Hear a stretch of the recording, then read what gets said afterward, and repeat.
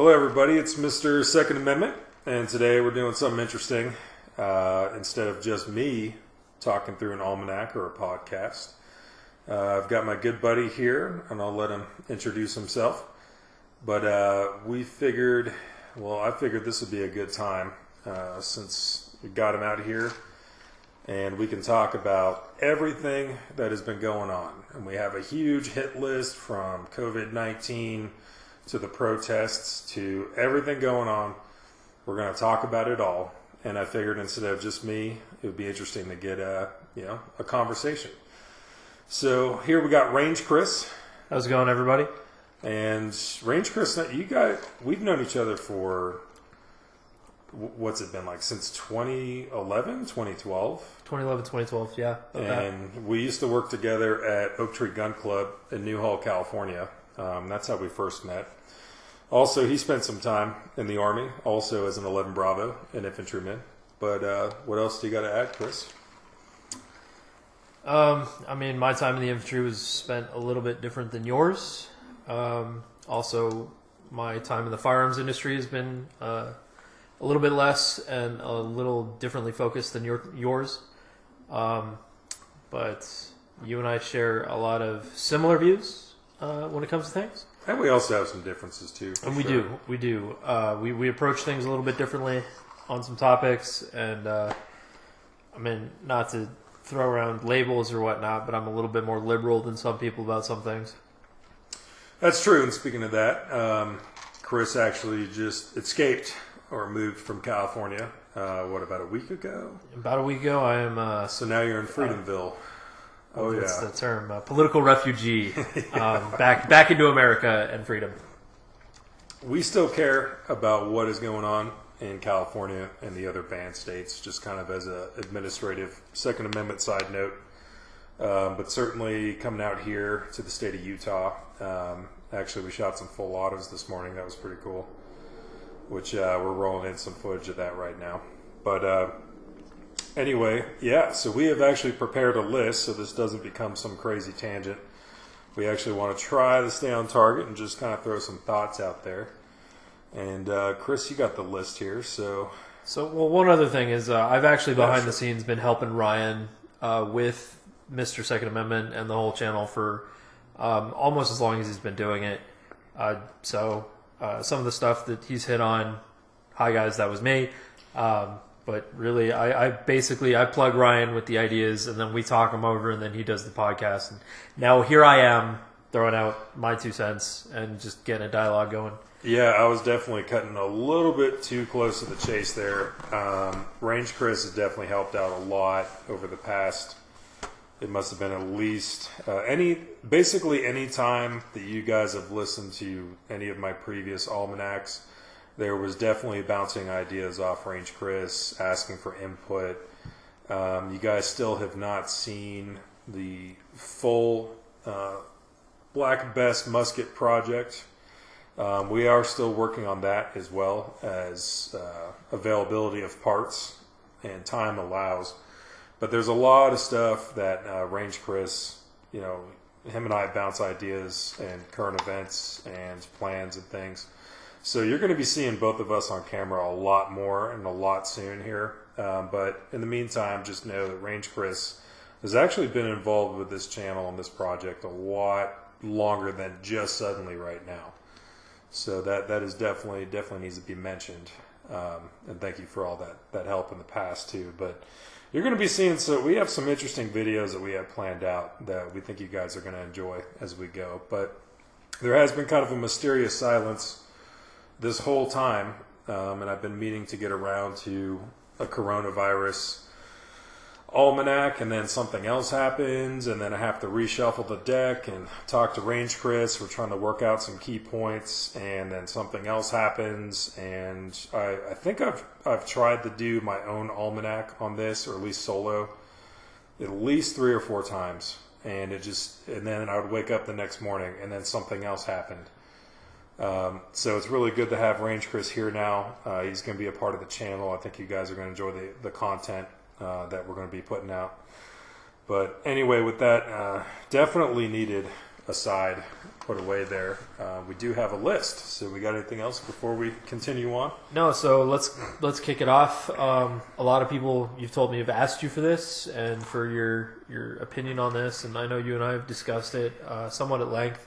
But 2020, the year of COVID-19, kind of starting last year in December, and we've pretty much been on lockdown for a couple half years now. We've definitely had different experiences, and not just Chris and I, but you guys listening right now, depending on where you're listening from, whether it's overseas or the various states in our country, your experience is definitely going to vary, and it's been different compared to others. Having come from Los Angeles, your experience this whole time has been very different than mine, at least out here in central Utah. So, that's definitely, there's been a lot going on, but trying to stay on target. What else, or what's the first topic, I guess? And just real quick, sorry, you may hear some clinking of drinks. You may hear a Coke can or two getting whacked. We got the full ATF, as always. So just as a side note, got some beverages, and we're just going to slam through it. So I mean, without getting too heavy into it, one of the things that I wanted to bring up that I've posed to you several times is the wearing a mask versus not wearing a mask versus being ordered by your local or state government to mandatorily have to wear a mask, and whether or not that violates an individual's liberties and personal freedoms. But on the same note, from my perspective, it comes a time where as an individual and a person who's mindful of your fellow Americans, you should be doing it because it's the right thing to do. But I understand taking offense to it when a authority figure tells you have to do something. Yeah, it kind of changes the dynamic when maybe if you're, maybe if the reasons are explained, and maybe there's kind of like, hey, just, maybe a courteous message is kind of, maybe it comes more in the form of an educated request rather than some kind of assertive demand that carries the weight of either jail time or fines, depending on what locality or state you're in. Maybe that changes things. Which is very much a real thing right now, is people being ticketed for not wearing masks in public, which, honestly, if you are a civic-minded person, you should have your mask on just to, flatten the curve, as they say. So I guess the question, trying to unpack that, the first question is, I guess liberty-based, kind of getting back to what you were just saying, should a state government or municipality or governor or whatever it may be able to be in a position to dictate, hey, this is what we need to do because of a public health crisis? Or at what point is that allowed versus individual liberties show up? Well, there's a lot of cry back to the Spanish flu of 1918, and Sure. A lot of people have produced images and brought up the fact that in certain areas in the United States during that pandemic, it was mandated that you have to wear a mask. And much like now, there were people who felt their civil liberties were being violated. There were also a lot of people who felt that due to a sense of community and patriotism, that you should be wearing a mask and that it's the right thing to do to protect not only yourself and your family, but your fellow Americans. And personally, I'm fully behind that. I think I've made that kind of clear at this point. I'm not against masks.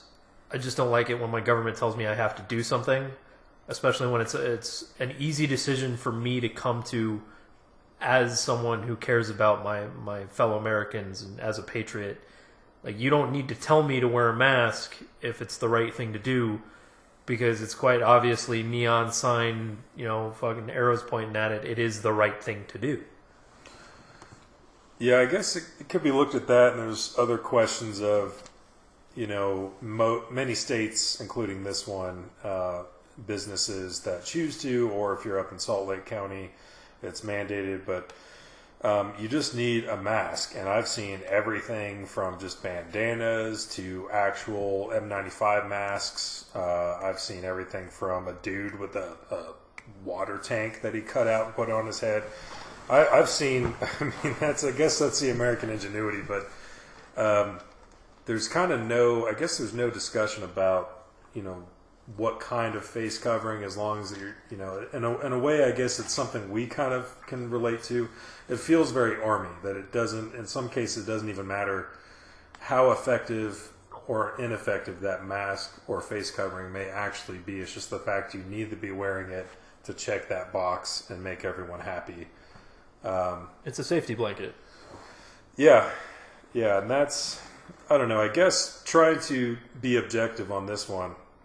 If I carry a gun every day with a concealed carry, which I do, and I always have more than just a sidearm, wherever I go at any given moment, and I do that out of the remote chance that I may need it, and when I need it, it's going to be useful, provided there's training and other things backing it up. Chiefly a moral compass, the willingness, the training, putting in the reps, and not trying to find problems, but that's a whole side tangent.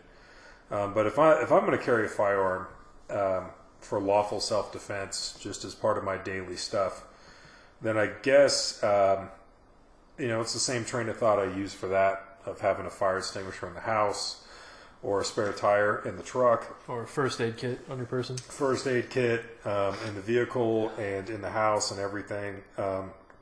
It's one of those things where, if I'm already doing all of those other things, then I just intellectually, I don't see how wearing a mask could not or would not fall in line, kind of with a similar line of thought. But also at the same time, I understand why, I guess the attitude shift shows up if people are being forced to or told that they must. And now you're going to have people that just don't do it just because they're told they have to do it.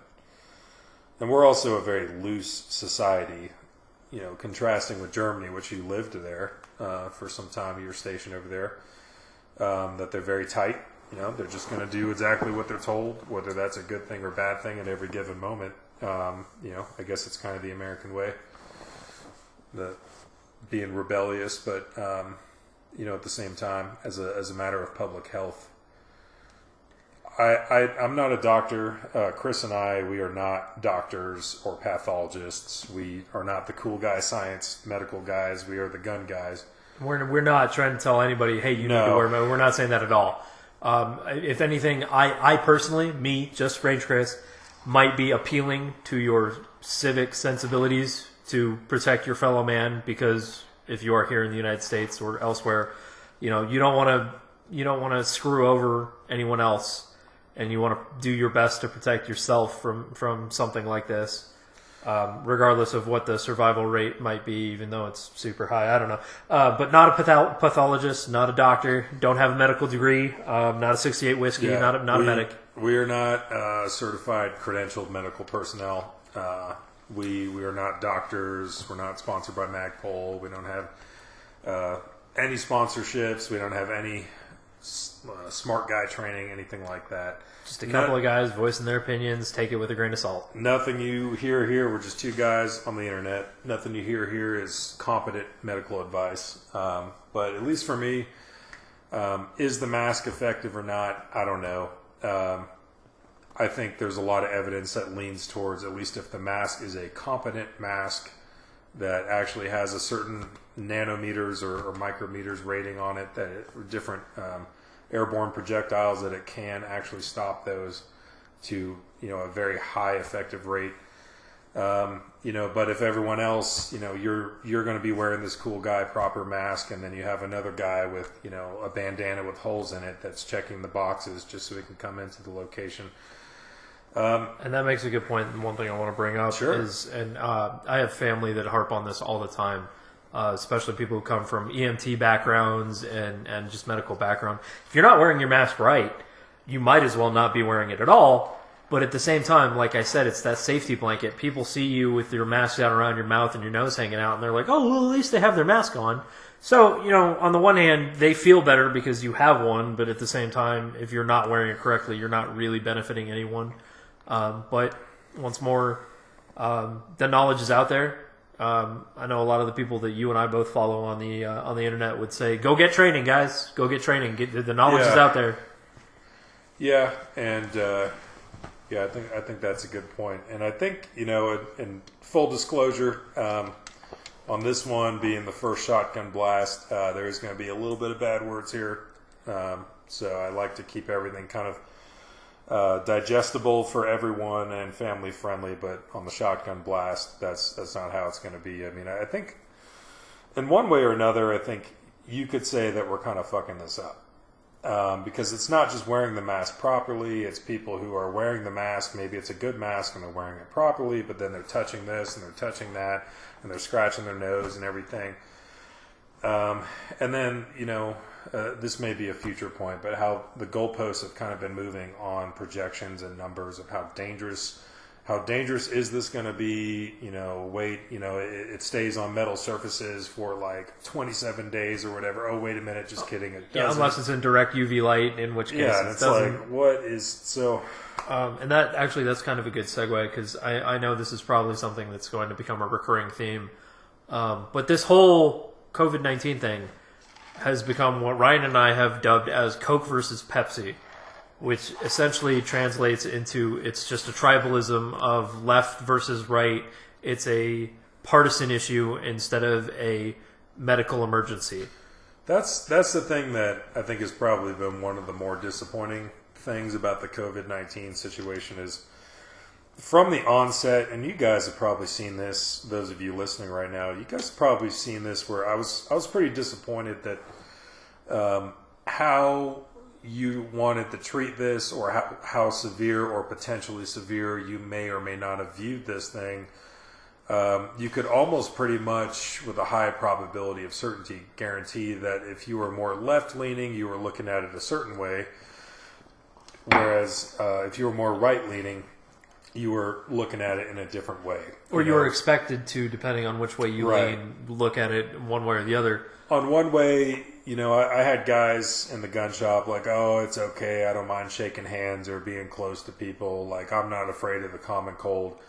And then you've got everything on the other end of the spectrum, that if you're not wearing your mask and, you're going out for a trip that's not totally necessary, then you are literally killing grandma.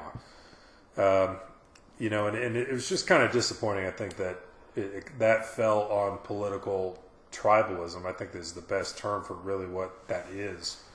It's not just COVID-19. Of course, we've seen that in the past and all kinds of stuff. But, it's like everything is so politicized these days that we can't even have a global pandemic or some kind of situation that we actually need to care about as a planet.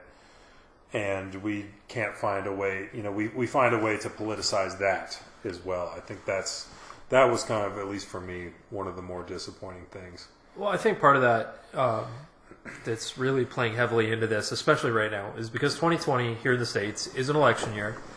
We have a president that not everybody is a fan of from both sides.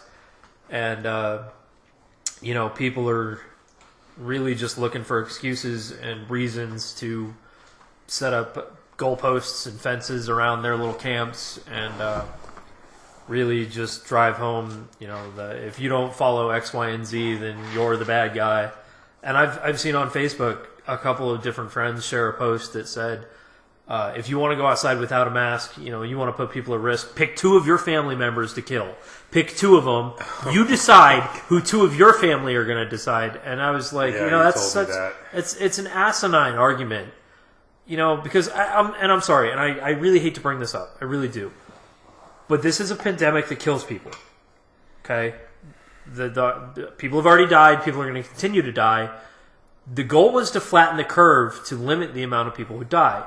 But people are still going to die regardless. And maybe this is just me waxing philosophic about this. Maybe this is just me accepting more of a fatalistic view of it. We can't save everybody. People at this point are still going to die from this, whether it be from the actual disease itself or the secondhand repercussions of it. That once you've had it, you develop all kinds of secondary problems. People are still going to die. And there's a lot of people who are like, oh, we need to establish the herd immunity. But part of that is you lose and you cull some of the herd. So at this point, I'm really tired of the hyperbolic arguments of, oh, if you believe one way, you're jacked up and you need to figure it out and you're responsible for the deaths of X, Y, and Z. And at the same time, it's like, well, we can't stop everyone from dying. So is that my fault too? What about everybody that's already died from this? Does that fall on my shoulders? Do I need to be held personally responsible? And I'm now in Utah, but when I was in California, I was working in an essential job. I was out there every day the whole time this pandemic went on. I haven't been sick. I've been washing my hands. I wear a mask where appropriate. And for the record, you and I both in our own jobs and everything in our own states we've been living in, both of us were, I guess, essential. So you and I have been working this whole time. But yeah, that actually, I didn't mean to cut you off. If you had more on that, it just jogged two thoughts, and one is, this reminds me of at least, deployment or being overseas, where, any step you take, anything you touch, that looks innocent, that looks like a good patch of dirt, it doesn't look like an obvious or any path in the roads that you want to drive on, that could be it, dude. That could be fucking it. And, you've got people, there's a lot of anxiety and other issues going on with, people have their own stuff, but people wondering, if they touch this door handle, does that mean it has COVID on it and I take it home and then I kill grandma, or I'm in the hospital or something bad happens to somebody? And that's not what Chris or I wanted. It's not what any of us wanted, but this is kind of, I guess in a way, and I've tried talking with family as a side note on this of, anyone in the past and in the years, what was Afghanistan or what was Iraq like? What was that like? And unfortunately, it's like in some very small way, this, in a very similar way here, this is kind of a similar thing as any trip that you go to, any village, or in this case, town, any place you travel, anything you touch, you might step on this, you might grab that, and you don't know. I think that's driving a lot of people crazy, but it's also, it's providing some tension and stuff that I didn't want to see, but this is kind of where we're at. And the second thought that kind of reminded me of was, it seems like there's kind of, at least right now, there's kind of two camps, and one is that we lock everything down, we continue to shoot holes in our own economy, our own economic boat, and everyone stay inside, mandatory, let's just stay inside, lock everything down, we need a second lockdown. Is this the second wave, or is this just the first wave that we didn't manage properly? But, train of thought number one seems to be like, hey, let's lock everything down. And, let the economy be damned. Let's just do it. And train of thought number two is, we understand that people are going to die, but we can't lock down forever. And if we want to build up the herd immunity, we can't be totally locked down forever. I think everyone would agree. It's not like we can spend the next year totally, completely locked down. So it seems like right now, those are the two main kind of camps you're in. Well, the other problem is there was a lot of fear-mongering right from the start about just outrageous numbers for death tolls and how badly this was going to affect people. There was blame being shifted everywhere as to whose fault this was, which really at this point is moot. It doesn't matter where it started or why it got bad. But on that note, from that part, that whole piece is, you can't compare your country to anyone else's country. You just can't do it. And I've seen a lot of that. I've seen people compare New Zealand opening back up to the United States or Italy to the United States. And it just, anybody, if you're looking at it logically, you're looking at it by the numbers, you're looking at it literally by population density, that just doesn't track. And it's an unfair way an unfair metric to apply, because depending on ethnic background and diversion, diffusion, just the amount of different ethnicities in an area, or cultural differences. It's just comparing one country, even countries that are right next to each other, like England and France. You just can't do it because they're just so culturally different.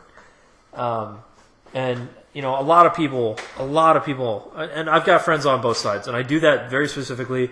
And I've watched a lot of my friends on the left cut out a lot of my friends on the right, simply because they just can't stand having an opinion that they disagree with pop up on their feed.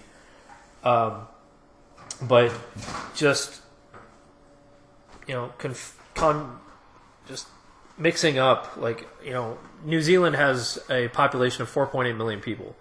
So, and from what I've seen, they're getting ready to send their kids back to school. Well, they're also just two main islands where they're an island nation, absolutely. Yeah, so I mean that probably inherently naturally helps, but the one thing I wanted to go back to that I would disagree with is I do think it does matter how and where this started.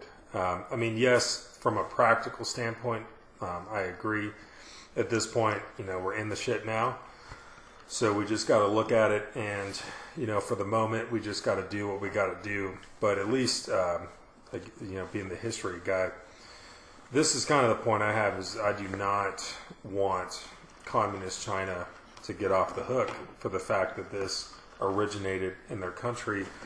Specifically, what I'm talking about is when their doctors and medical professionals were trying to reach out to the West and reach out to other doctors of all around the world, they were thrown in jails, sent to the re-education camps. Stop spreading party rumors about the regime, and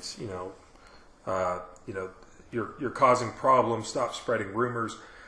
And then the regime itself, this is not about the Chinese people at all. This is about the communist regime that's over them right now.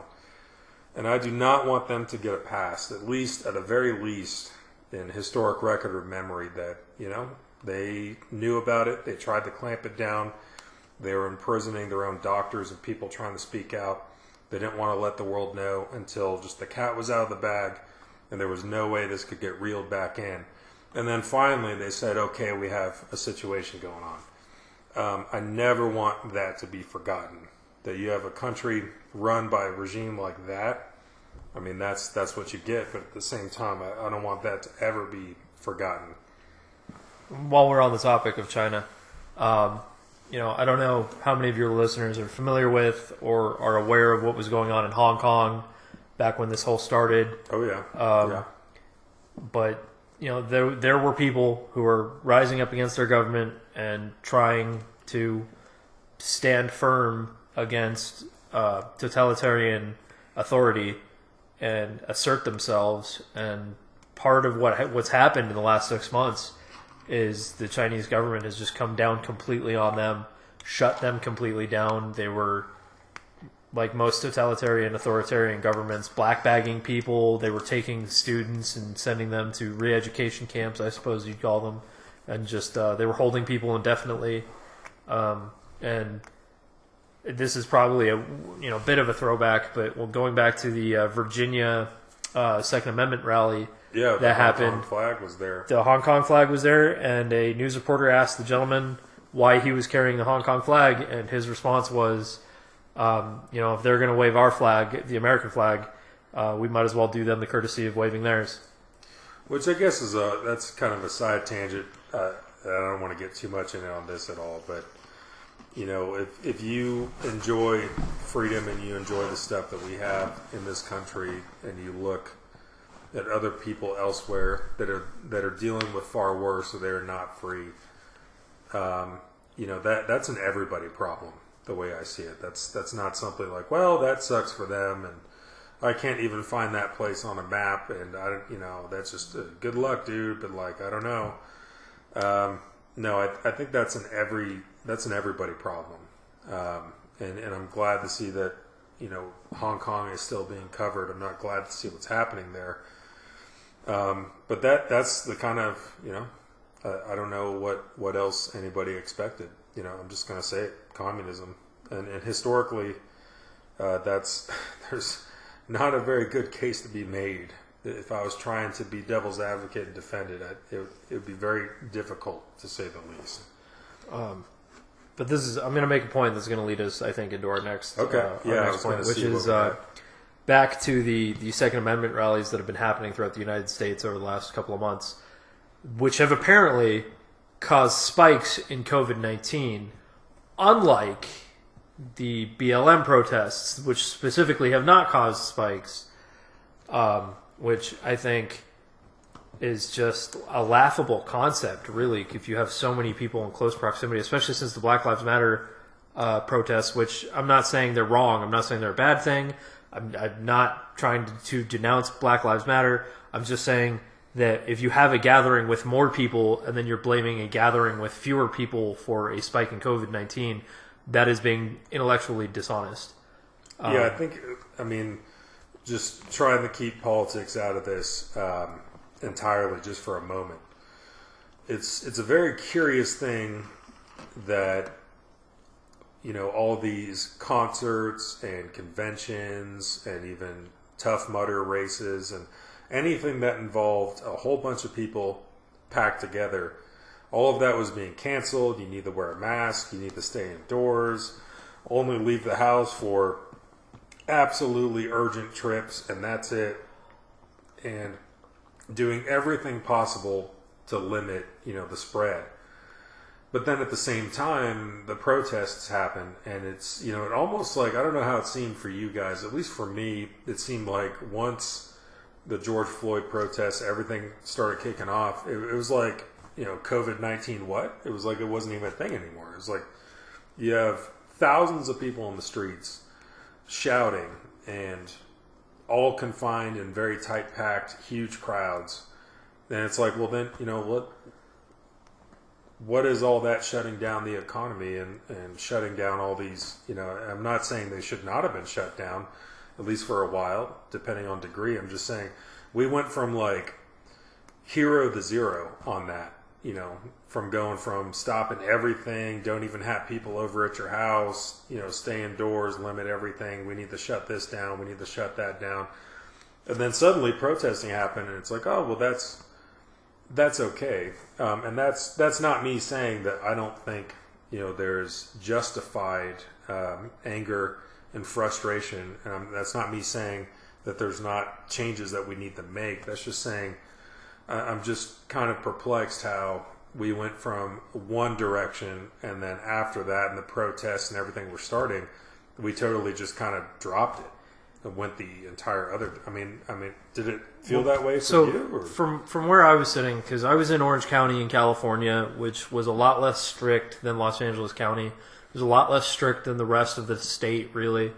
Gavin Newsom really hadn't come down too hard on everyone at that point. Mayors of local cities were able to make their own decisions on behalf of their constituencies. But like once the beaches and the state parks got started getting shut down, Orange County, there was a big rally in Huntington Beach, where there was a lot of people who showed up to like protest the shutting down of the beaches, and they got slammed in the media as just being outrageous and just over the top and unnecessary, because it was you're going to get grandma killed. If you do this, you're just going to spread COVID-19. And while there was a slight spike at the time, which, by the way, California throughout this entire thing has had a relatively low impact on COVID, unlike New York. But I would say that's due to the population sprawl versus a higher density population of people living on top of each other. Yeah, I've lived in both places, and New York City is definitely very population dense, but it's very vertical, obviously. I mean, especially Manhattan, chiefly being the big thing. LA has a just a ton of people, but it's very spread out. It's not as high rise, I guess, and maybe that has something to do with it. But I think it might, but once more, not a professional, not a doctor. I'm not a statistician. I'm not sure. But going back from, we were at the Huntington Beach protest where people wanted their beaches to remain open so that they continue to social distance. Everyone kept their distance. It was, as far as I know a few people got arrested, but that's not that big of a deal. There was one guy who was surfing by himself. Literally, the beach was empty. He was one gentleman surfing by himself. The cops rolled out and arrested him. But shortly after that protest, and now I'm going to shift us into a different topic. Yeah, let's go. That is, shortly after that, April happened. Derek Chauvin knelt on George Floyd's neck, and a clear-cut case of what is obviously, to anyone that's watched the 8 minutes and 45 somewhat seconds of that video, a murder occurred, which I don't think anybody disagrees, and if you do, you're heartless and you're wrong, because that was clearly a murder, regardless if it was a police officer that committed it or not. And mind you, caveat, my opinion. Regardless, watch the video, do your own research, make your own informed decision. That's my recommendation to anybody listening. A man was killed. Not a black man, not a white man killed him. A man was killed. And I think that's what the important takeaway here is. I don't think skin tone should really have to do with anything. I don't think that's what the civil rights movement was really about. Once more, one man's opinion. Flame me if you want. But I believe that the important thing here is that a man killed another man. And some special interest groups decided that was going to be a tipping point. And sorry to start. Meanwhile, America, having been quarantined for 3 months at that point, emotions were running high. This is also an issue that, especially in California and Los Angeles, we thought we had dealt with in 1992. No, we thought this is something that we had sort of started to overcome, and now this man gets killed in Minneapolis, and all of these emotions and feelings come flooding back, and the now entire country is in turmoil, and international support from all over, which is great. It shows a great international brotherhood of humanity. But at the same time, you've got a lot of extremists who are now, especially, and I hate the hashtag ACAB, all cops are bad. That's asinine. That's just a terrible way to look at the situation. It's exacerbating things, and it's not making anything reasonable. It's not helping. Let's unpack all that. So I think I know people, just like you, I have friends that are very left and very right, and I have people in the middle, and I intentionally keep it that way because I don't want to find myself getting information from the same place. I don't want to find myself in an echo chamber. I kind of want to know what all of my fellow Americans are thinking. Not to interrupt, and not just Americans, but if you ever find yourself, listeners, in a room where you and everyone else around you agrees, you need to leave that room. You need to fucking pop smoke. You need to find a new room, or bring more people into the room. But I have people that, every time there is a law enforcement shoot and there's body cam and there's this and there's that, I know people who always, thin blue line, they just absolutely just, bless off, oh no, it was a good shoot because of this or that. And then I know people on the other side that, that think cops shouldn't even have guns and, every shoot is unlawful and it's horrible. But this was just looking at the tape, which I've only seen it once. That's all I needed. That's all I wanted to see it. And that was just horrific. I think this is the one thing where everybody from the seriously just defend the cops at every turn versus the people who say, cops shouldn't have guns. And this is the thing that everybody looked at it and said, okay, this was fucking horrible. And that should have hopefully been the unifying moment that everybody, no matter what political stripe or whatever you had going on, that I was hoping would be the moment that we could all look at this and at least, join together and say, hey, this, I think we can all agree without question, this was wrong. And the protest started and then the riot started. And that's when that's when everything started to kind of fall apart. Well, let's cut that down into smaller bite-sized pieces too, because it wasn't just protesting straight into rioting. It was protesting into violent protesting, into rioting and essential without rule of law. And I'm sure it's on the list. Eventually, we're going to get to the CHAZ and the CHOP, one of our favorite conversations. Oh boy, that's awesome. But we're not quite there yet. So we'll get there. Protesting into violent protesting, especially here in America, in the United States, you have the right to assembly.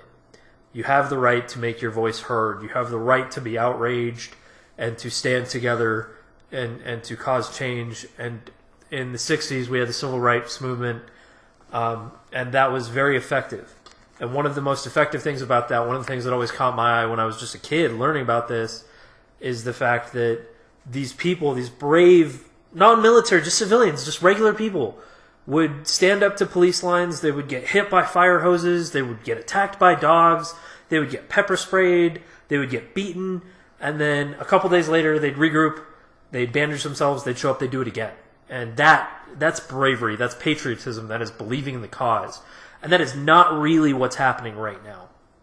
Because there's no unifying force. People are not coming together in a way that's organized. There's no organization to it, which has been something that I've noticed throughout this whole thing. Is you have a lot of groups. You have a lot of cliques, essentially.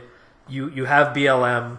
You have Antifa. You have these groups that are coming together, but they're not looking after the people who are showing up to these protests. They're not prepared. And I kind of feel like, and this is once more one man's opinion, they're not thinking the whole thing through. But then again, you also have a lot of cops who are doing a lot of bad shit. Like they had some, part of my language, you had a lot of first aid points and some supply points, and the police were going to them and they were disrupting and destroying the supply points so that the protesters could not continue. Which, I see that from being in the military. That's a lessons learned. From that, you adjust on how you're going to operate from that point forward, so that no longer continues to happen. Because if you are organizing a protest, any protester that shows up, you're responsible for.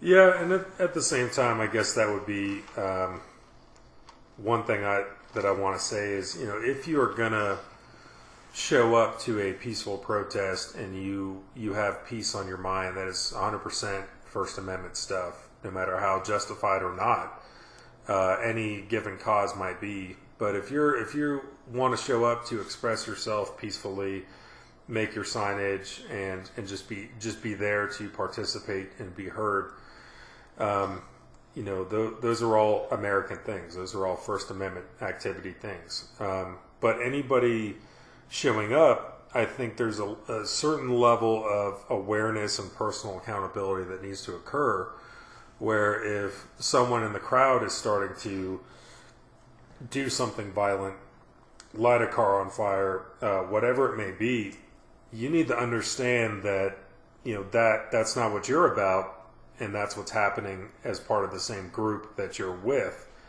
Even if you're not politically aligned with them, maybe it's some counter group that shows up and they're part of your ranks side by side with you in the street, and they're doing that. And I have seen some encouraging videos that have come up here and there where you have, there's always that teenage kid with a skateboard that in every city he exists, and he shows up using a skateboard to try to break windows. And then you have the peaceful protesters around him basically rip off the skateboard, say, hey, what are you doing? They're going to think that we're doing this. It's not us, it's you. You need to get out of here. And those are great things. But at the same time, when something starts to bubble over and get out of control, I think at that point it's time to go, especially if there's some kind of lawful order, like, hey, we have 3 cars on fire and a whole block has been looted on fire. This is not a peaceful assembly anymore. Whatever your personal reasons or motivations for being there, no matter how peaceful you were or are, that would be some time to take some personal accountability and understand, hey, if we don't disperse as they're telling us to do, because violence is not, your First Amendment's not going to cover that. And if I choose to stay, things might get a little spicy. because, instead of the bullhorns telling us to disperse, this is no longer a peaceful protest. Pretty soon we're going to have, beanbag rounds, rubber bullets, and CS gas. And do I want to be part of that? And so one of the things that I will probably continuously harp on every time I'm on this is individual responsibility. Your rights, your whatever they may be, wherever you are, your rights, you are responsible for them. And more to the point, you are responsible for yourself. Everything that you do, any situation that you put yourself in, any situation you find yourself in, or any situation that you allow yourself to be put into, you, at the end of the day, are your own responsibility. And this is one of the things that I got into a big argument when the riots or violent protests, if you want to call them that, first happened. I had a lot of people saying that this is the only way change happens. And I was personally offended by that because I know these people have never written a single letter to their congressman. They have not made a phone call to their senator. They have done literally none of the other processes that they have available to them. They looked at this and said, this is right, this is okay, we can burn people's businesses down, we can destroy public property, it's okay, this is the only way there's ever going to be change. And that's wrong.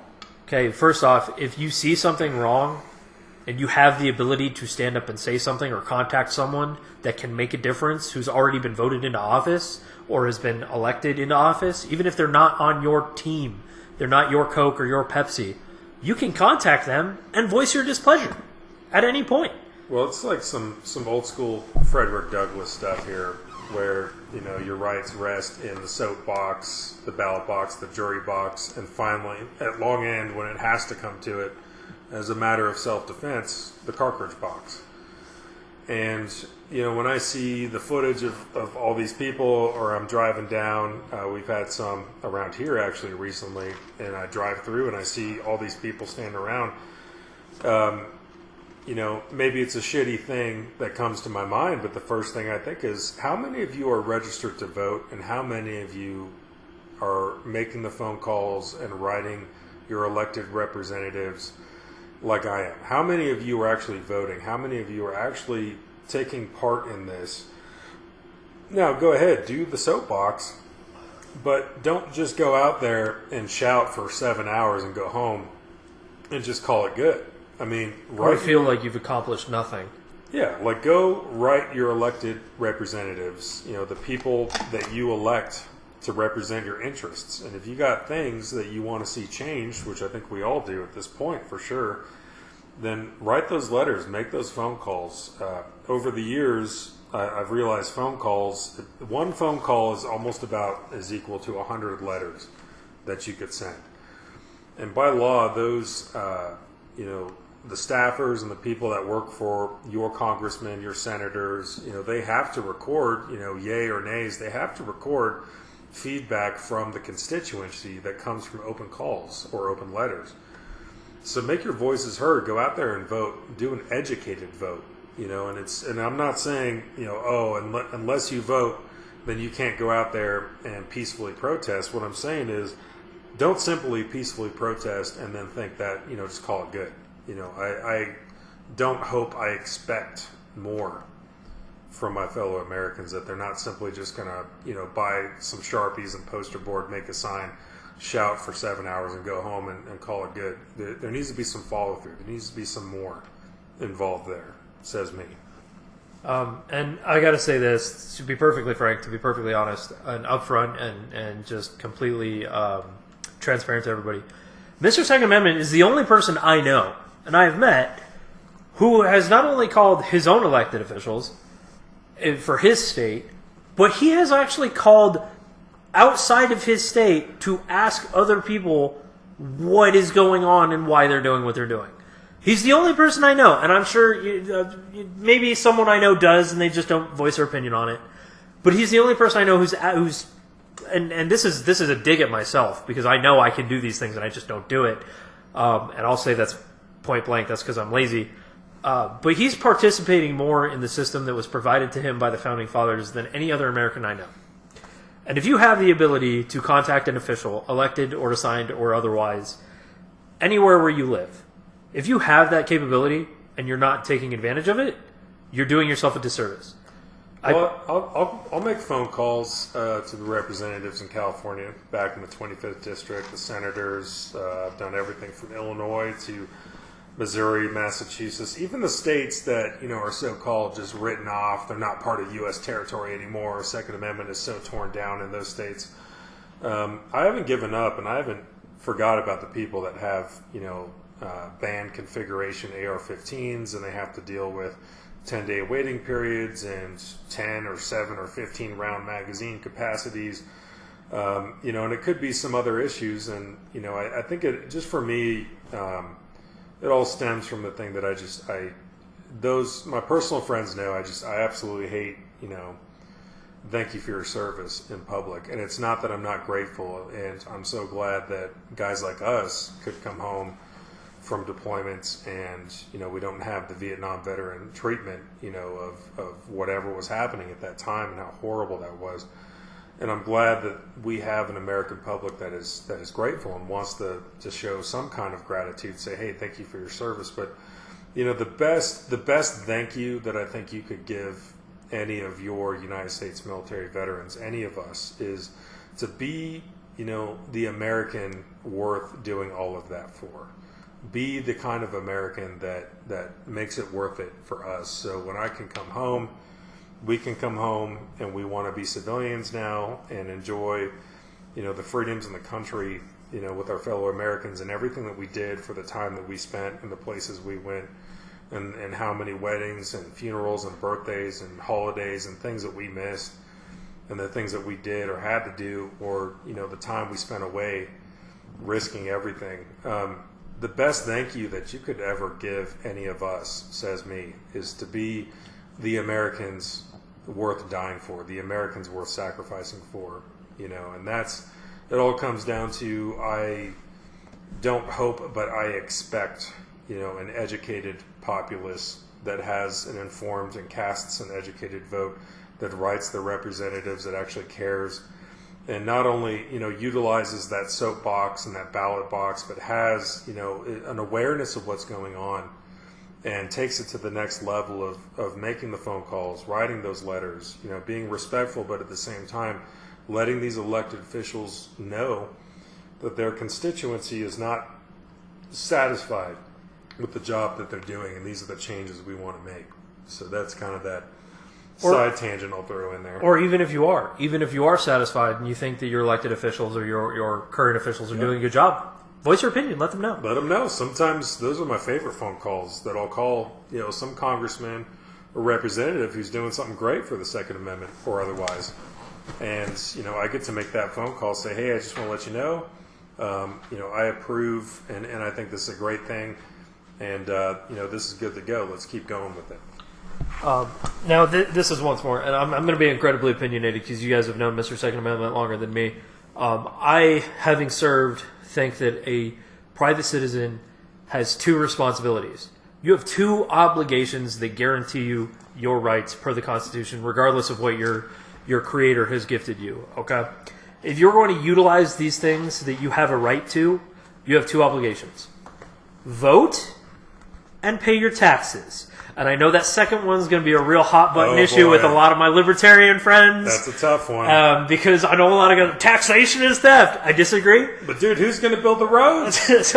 We're not going to have. We're not getting into that right now. The roads are going to disappear overnight. They're gone. We're not getting into that, especially since a lot of those libertarians are looking at colonial America and rich landowners and ignoring them in the fact that they were grinding their own roads down so that they could continue commerce. Let's not focus. Let's not look at that. This is we're gonna obfuscate that. We're gonna ignore it. Okay, pay your taxes and vote. Don't just vote. Educated vote. Look into this stuff that you're voting on, please, for the love of oh my God. And look.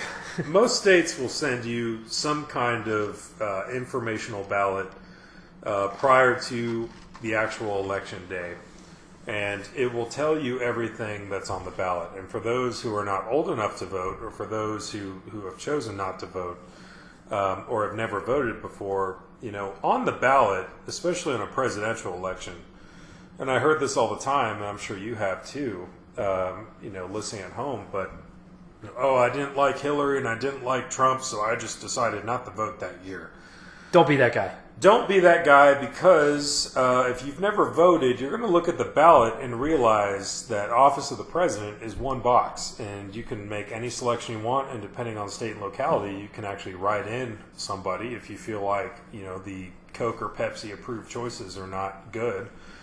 But then once you get through that one box, you have the entire rest of the ballot. And I think, everything from school board to governor to senators and your local representative, your congressman or woman, there's so much more on that ballot. And then you got, at least in California, they call them propositions, but you've got different bills or statutes.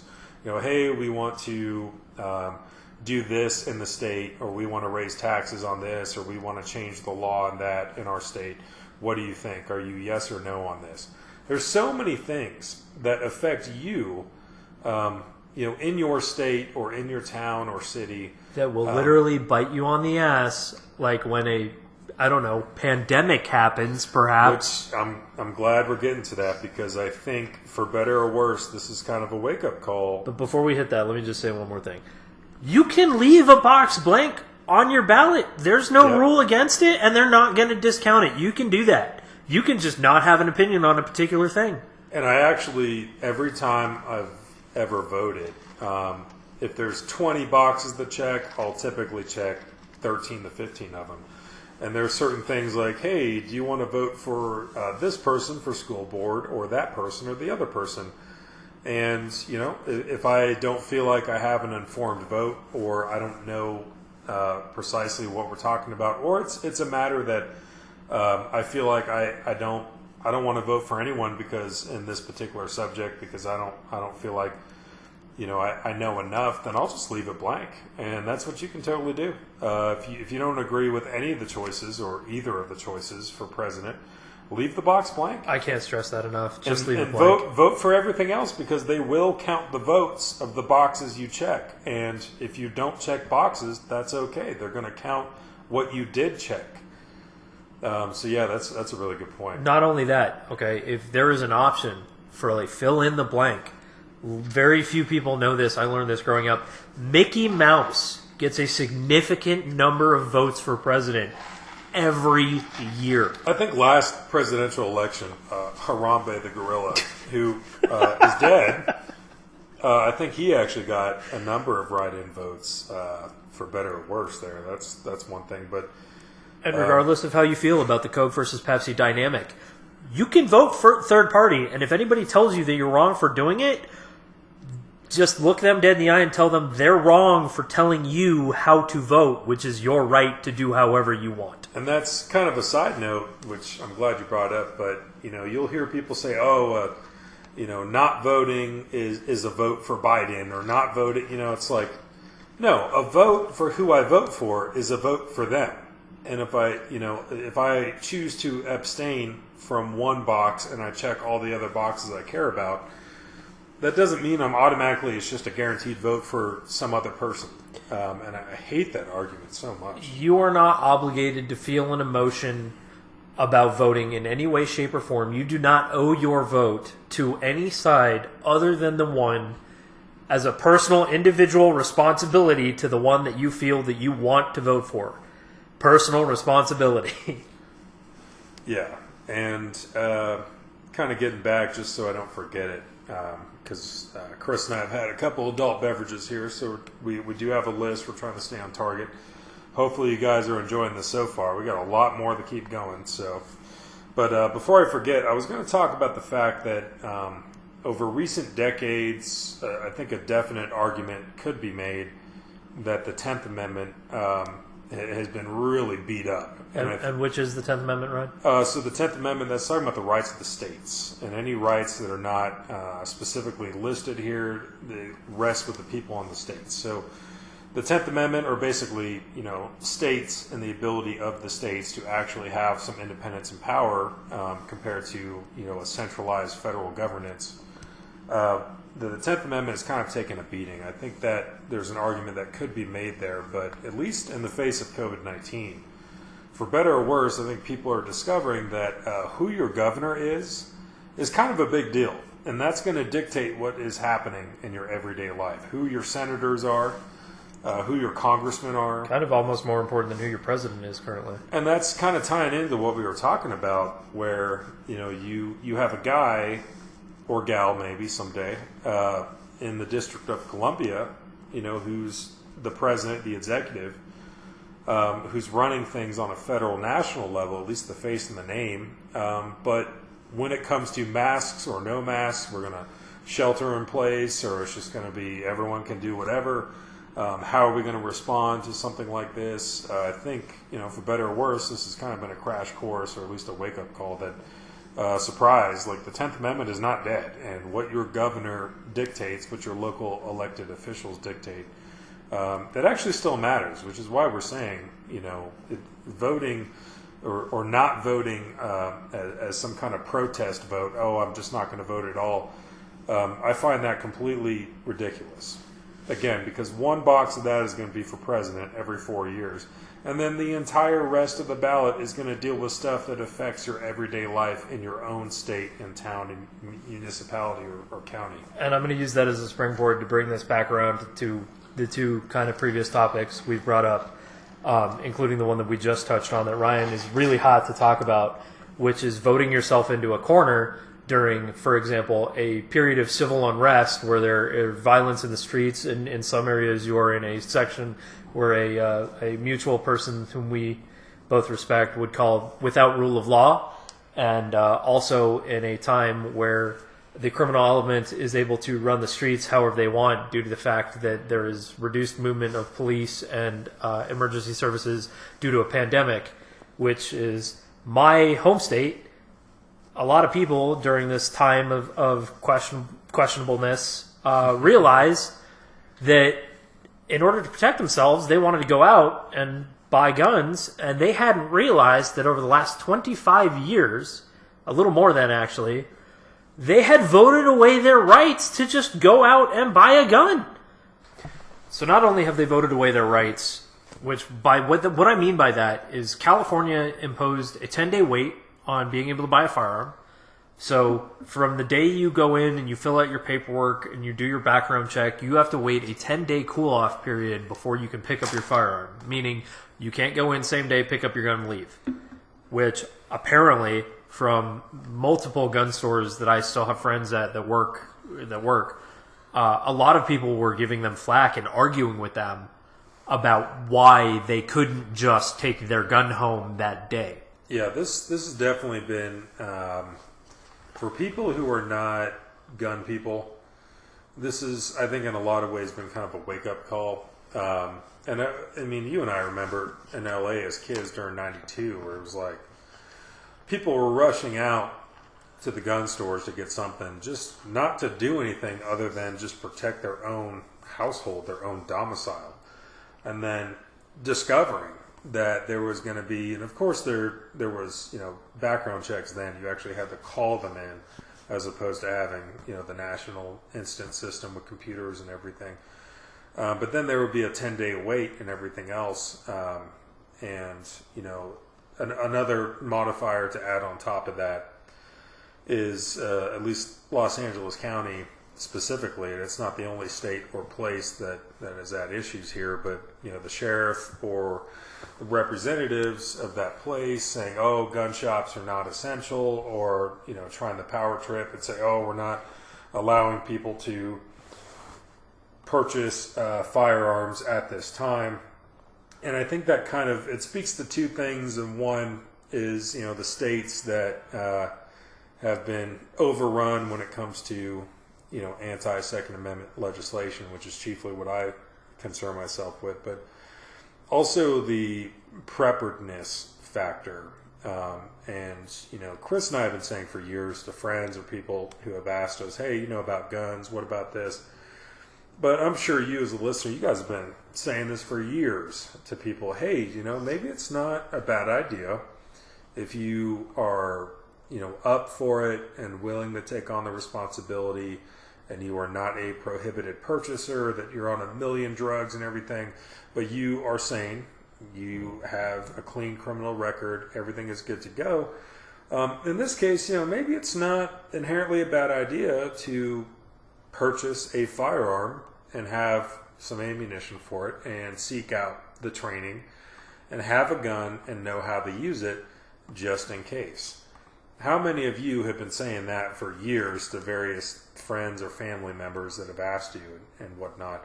And then fast forward to an urgent need when everyone wants to have a gun and just have that just in case.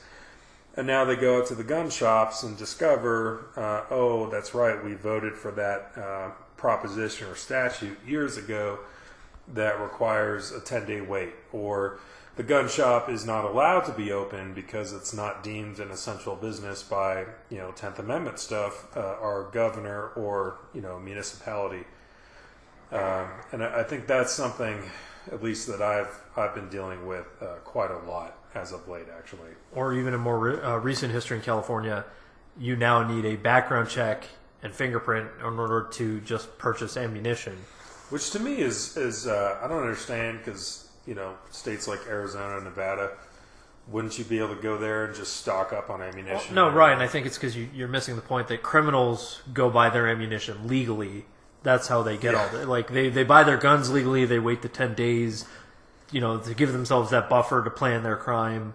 And they criminals, people who violate the law, follow it to the extreme, because that's what a criminal. That's the definition of criminal, right? Yeah. That's sarcasm. If people couldn't pick up on that. Yeah. A lot of we've had at the gun shop and gun range that I work at, which is Ready Gunner in Orem, Utah, and some of you guys have actually seen me come in and say hi. My views are my own views. They do not represent the company or the business owners or anyone that works there. I have to put that out there, but. Just a block down, we've had a couple organized protests, in the last month and everything. And we've had law enforcement come by and talk to us. They talk about how burglaries and home invasions are way up compared to normal. That people breaking in the cars, trying to find valuables and things, or stealing cars, that's also on the rise.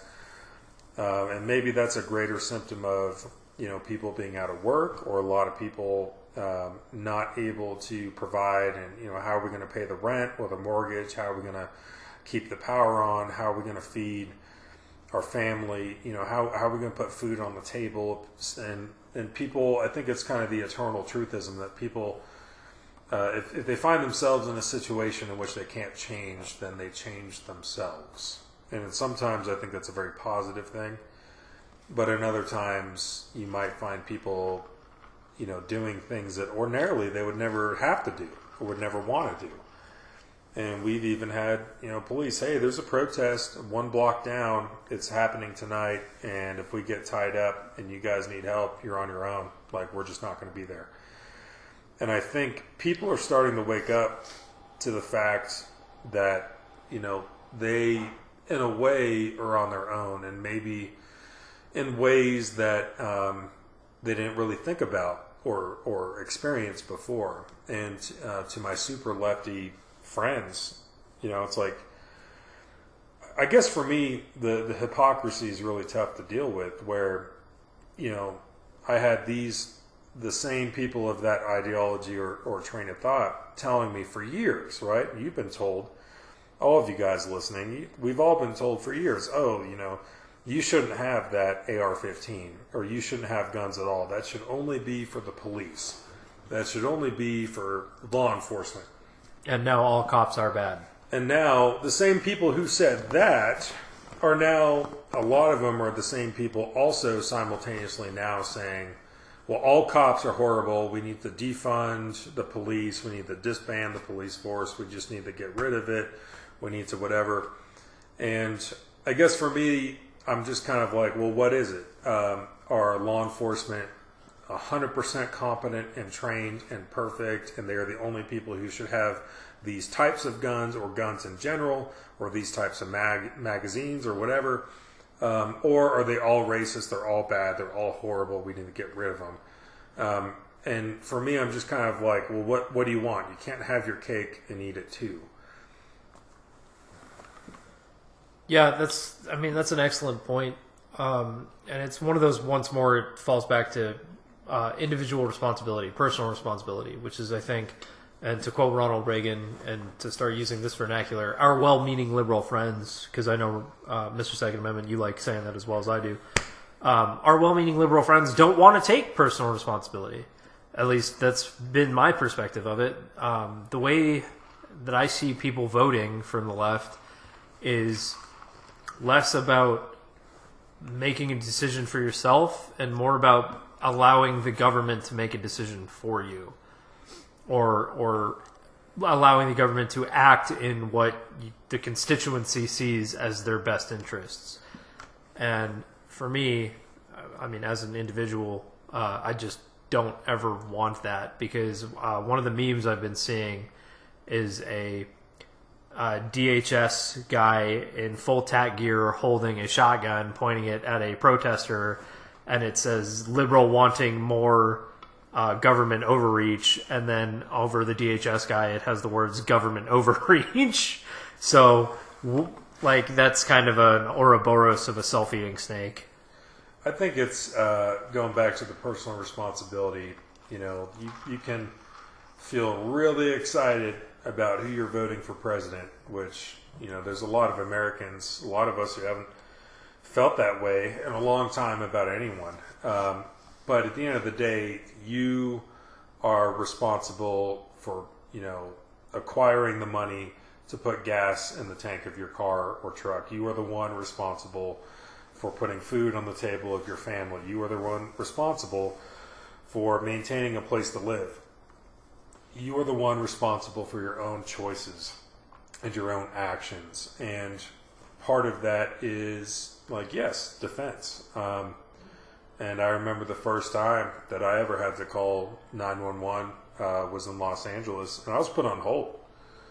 And that was kind of when the bubble really bursted for me, quite honestly. And I think it's a case of well-meaning liberal friends, is one way to put it. But honestly, if you ask me, I think it's really a matter of people who haven't been kicked in the fucking face. You know, it's people who have not had that bubble burst when there was some shit going down, and they had that horrible aha moment where it was like, oh wow, not only am I responsible for filling gas in my tank and feeding myself and everything, but like, holy shit, I'm also responsible for my own safety. And then now you have a family and kids and everything, and a house to protect and take care of and everything. And like, holy shit, now I'm responsible for, you know, what do you want? If someone, you know, someone or persons, people are busting into your door, do you want a phone or do you want a gun? Well, let me tie this in, because this was a hot topic for a month and a half. The Capitol Hill Autonomous Zone, renamed the Capitol Hill, what was it? The CHAZ or the CHOP? The CHOP, which was the something protests. So let's look at this 6 square blocks of Seattle that was essentially taken over and just became a lawless commune of essentially, I don't even know how you want it, because it wasn't really communist, it wasn't really socialist, it was just was just kind of there, apparently. But the first two things they did, which surprised no one at all, was one, established strict, well-enforced borders, because you can't just have anybody coming into your autonomous zone. You know, especially there's undesirables out there, and you can't just have them coming in. And then two, they created their own security force, but not a police force. They weren't police, okay? Because you can't have cops. Cops are bad, so you need your own security force, who then immediately abused their power and then were completely incapable of overcoming the crime that started happening when people's personal belongings started to go missing. Well, in the Army, we had, you know, the eternal, I guess, mantra of if you play stupid games, you're going to win fucking stupid prizes. And I've seen people kind of expressing that, I guess, on the civilian side when it comes to this, of like, hey, you're letting, you know, the prisoners run the prison. You're letting the lunatics run the asylum.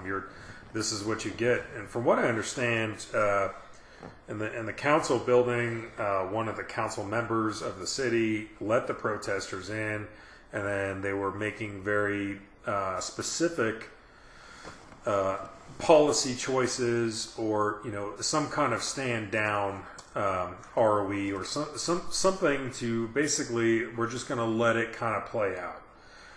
And then there was at one point, if I remember right, some kind of shooting or some kind of altercation where someone was an imminent threat. Someone needed to go to the hospital. So okay, what are they going to do? Do they have their own medical care facility? Do they have their own emergency medical services? Do they have no? So ambulances and cops, nobody could get in. And didn't somebody end up dying because of that? So several people died. I'm on the Wikipedia page right now for the Capitol Hill Occupy protest, which is the one I couldn't remember. There you go. 5 different shootings. They have a list of demands that, depending on which side of the Coke versus Pepsi you were standing on, constantly alternated between reasonable and outrageous. And what do they say, or what could be said about maybe you own a coffee shop, maybe you own a business that just happened to be within the parameters of the CHAZ or the CHOP, and you did not consent. You didn't want to be part of some, I guess, allegedly foreign country or occupied zone or whatever it was or trying to be. What about all the people that lived there or had a business or worked there, and they have to go through that every day? The whole thing, I looked at it like it's only going to go on as long as they let it go on, and it's not going to work. And then there's going to be, what happens if crimes are committed, somebody's robbed, someone's raped, someone apparently is shot. What happens when horrible things are happening to people and there's no judicial system? There's no acknowledgement of human rights. You don't have any rights. It's kind of, we're doing our own thing and what we say goes kind of thing. I guess I looked at it like this is not going to last forever, and this is not, it's not going to work out the way they want it to. So I've got here, Wikipedia states there were 3 main demands, which is cut funding for city police by 50%, which that number varies depending on which list of demands you find. Redistribute the funds into community efforts such as restorative justice and healthcare. And 3, ensure the protesters would not be charged with crimes, which you're not really a protester if you've essentially stolen an entire section of city. And I really want to hit on one point, which is the dereliction of an elected official to allow something like this to happen. Yeah, a protest is one thing. Okay, I understand protest. I understand showing up every day, same time, making your voice heard. Even kind of upsetting the flow of traffic in and out of the building by a large group gathering. Making people's lives just a pain in the butt to go about and do their jobs. I get that. Okay, I encourage that. In fact, in all of these protests, my big complaint was that they were not going to City Hall. They were not going to the district attorney's office. They were not going to the police chief's office. They were going to random places in the city and ruining everyone's day, which made no sense to me. Well, I think that was one of the objectives of, which that gets into a whole sub-discussion of, Black Lives Matter, the sentiment versus the movement. And it branches off into like 6 different directions. It's not necessarily at all the same thing, whether it's the sentiment or certain people in a certain city doing one thing and then in another city other people are doing another thing. It's not all a unified message, but I guess they were trying to haphazardly argue that we've been inconvenienced, or a certain class or people have been inconvenienced, so you need to be inconvenienced as well.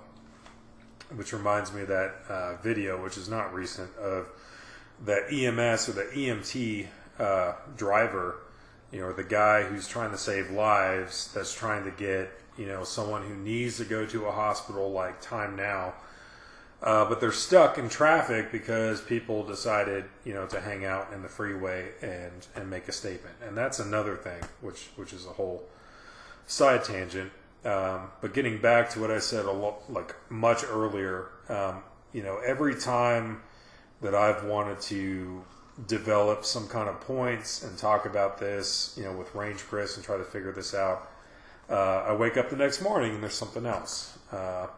Just like the dude with an AK. In Austin recently. Yeah, that whole thing that went down. So just so everyone else is, you guys are on the same page as I am right now. If you go to medium.com, they have an article that is the demands of the collective black voices at Free Capitol Hill to the government of Seattle, Washington. This, I think, goes into much, much deeper detail as to what their demands are. There's far more than 3. It's pretty explicit. There's a lot on here that I really can't even just begin to touch on. Well, let's talk about, if we can for a second, defund the police. And I think some people saying that they really do mean let's cut the budgets. But I think a lot of people saying that might also mean, abolish the police force in every major city or nationwide. And actually, Chris and I worked at a range where we had over 23 different departments that would train constantly every day or all the time. We actually had one of the entire bay, I think it was Rifle Range, the Bay 1. Was leased out to the LAPD so they could teach their carbine course there. And we would have, I guess, the exposure or the interface of watching law enforcement train and shoot. And at least personally working with the Border Patrol for the time that we did that in El Paso and everything else, I could see what budget cuts mean. And maybe it means like, hey, normally we qualify on our service pistol and patrol rifle 3 times a year, but because of budget cuts we can't afford ammunition anymore to do that, so we're just going to do it once a year. Maybe it's, hey, we have this psychologist and guy who has training in public relations and de-escalation and deconflicting situations and talking your way out of violent encounters. We're going to have this guy come in. Everyone has to receive the training. We're going to do for like a whole week. We're going to rotate in. We're going to take times, where every officer on the force gets this kind of training of communication, de-escalation, and we're gonna pay him to be there the whole time. We're going to do this really awesome training that can help reduce how many law enforcement encounters are going to become violent or have to resort to lethal force. But we don't have the funds anymore to bring that kind of workshop in, or that kind of guy. Hey, we're going to do less lethal training, or hey, we'd like to get with Axon and purchase some tasers, and then teach our officers how to use them, and then buy additional cartridges for it or whatever it needs. But because our budget was cut, we can't do that anymore. And I think if before all of this there was a common cry that the police are not trained, they're not effective, or their training was substandard or not as routine, or they needed more training or better training, if you were going to defund the police or try to cut their budgets, I guess Los Angeles County is $150 million they cut from the law enforcement budget out there. I mean, if you're going to start doing these things, the people that you already said needed more or better training, well, that just went out the window. They're not going to be able to procure the equipment or bring in the experts and hold the workshops and do the range qualifications and do the de-escalation and all that stuff. I mean, you're just going to have a less capable police force that is less trained or not as well trained or not as frequently trained. And they're going to be working with substandard equipment. provided they have the equipment they need to even handle the job at hand. Not only that, but to jump onto that, and here's a universal truth: there are bad cops. There are. That's no one is questioning that. No one's saying there aren't, because you know what? Sometimes people have bad days, and like Ryan said, working at Oak Tree, there were a lot of cops, LAPD, CHP,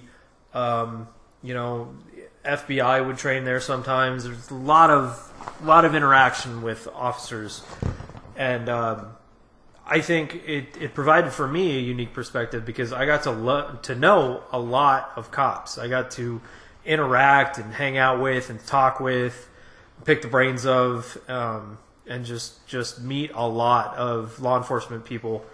And from my perspective, a lot of them were just your regular average individual.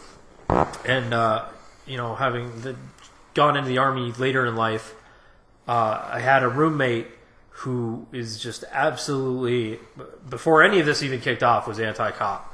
And he always felt, whenever he got pulled over, that he was being personally sought out, personally attacked. And my argument to that was, well, were you speeding?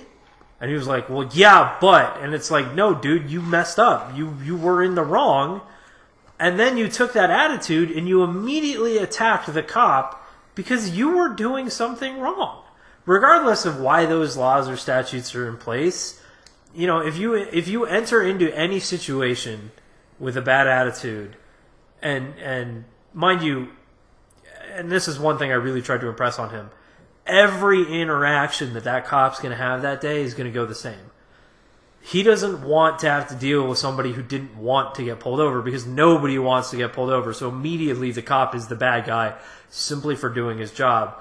And if you wake up day after day after day and your 9 to 5 is dealing with people who from the word go just assume that you're an asshole because you're doing your job, it's gonna wear you down.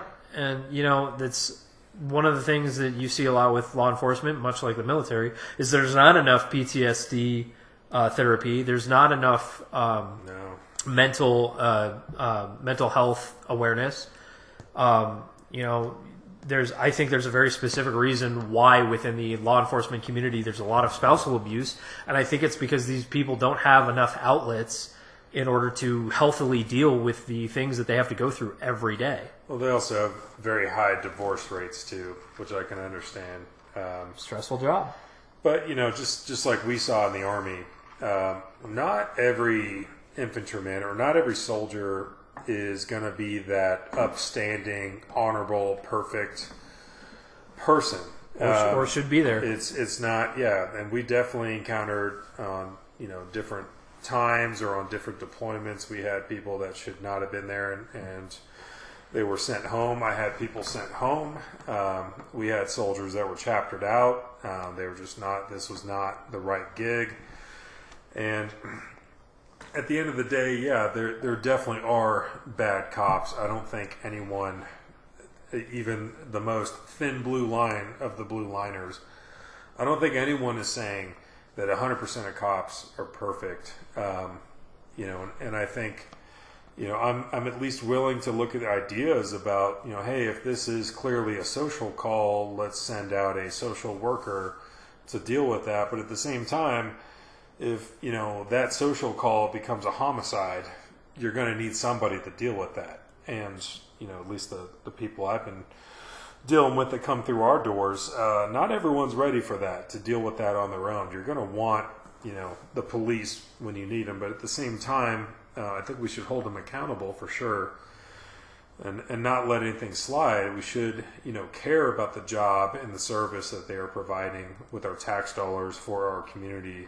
But to totally take away their funds, and if the complaint prior to this was that they don't have enough training, and why is it that during a shooting, not only the suspect gets killed, but there's 4 other bystanders that are shot with police bullets that get killed or wounded.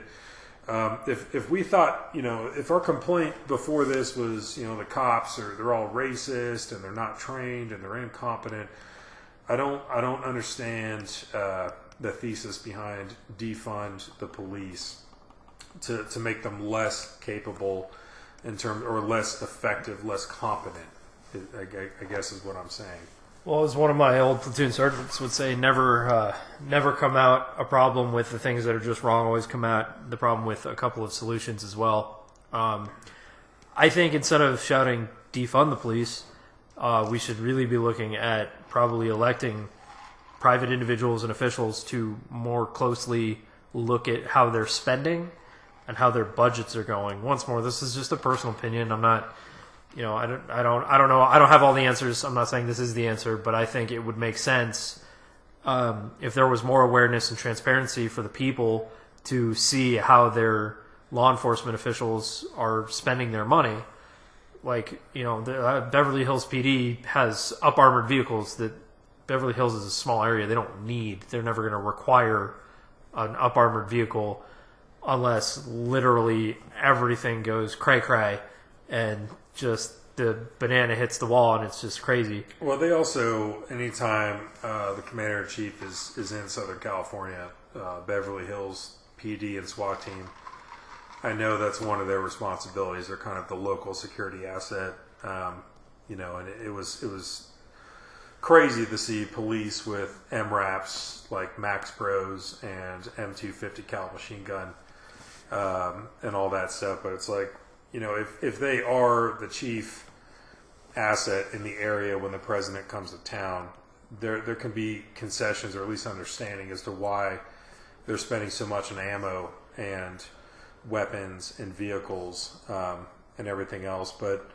in line with defund the police, I don't disagree. I think the transparency, I'm always about that. If the public can see where their own tax dollars are going and what it's doing to make their police force better, or to train them in better ways, or give them better equipment and give them, whether it's communication skills or whatever other things they need, where the bottom line is, I don't want to have an encounter where someone is selling loose cigarettes and they die at the end of that, no matter whatever actions they took. I don't want to have a situation where someone allegedly, at least at one point in this country, we believed that we were innocent until proven guilty, but allegedly passing a fraudulent bill at a convenience store and then suddenly dying from that, and it's not a one-sided thing of like, oh, he did nothing wrong and they just shot him. That's not what happened in this particular case.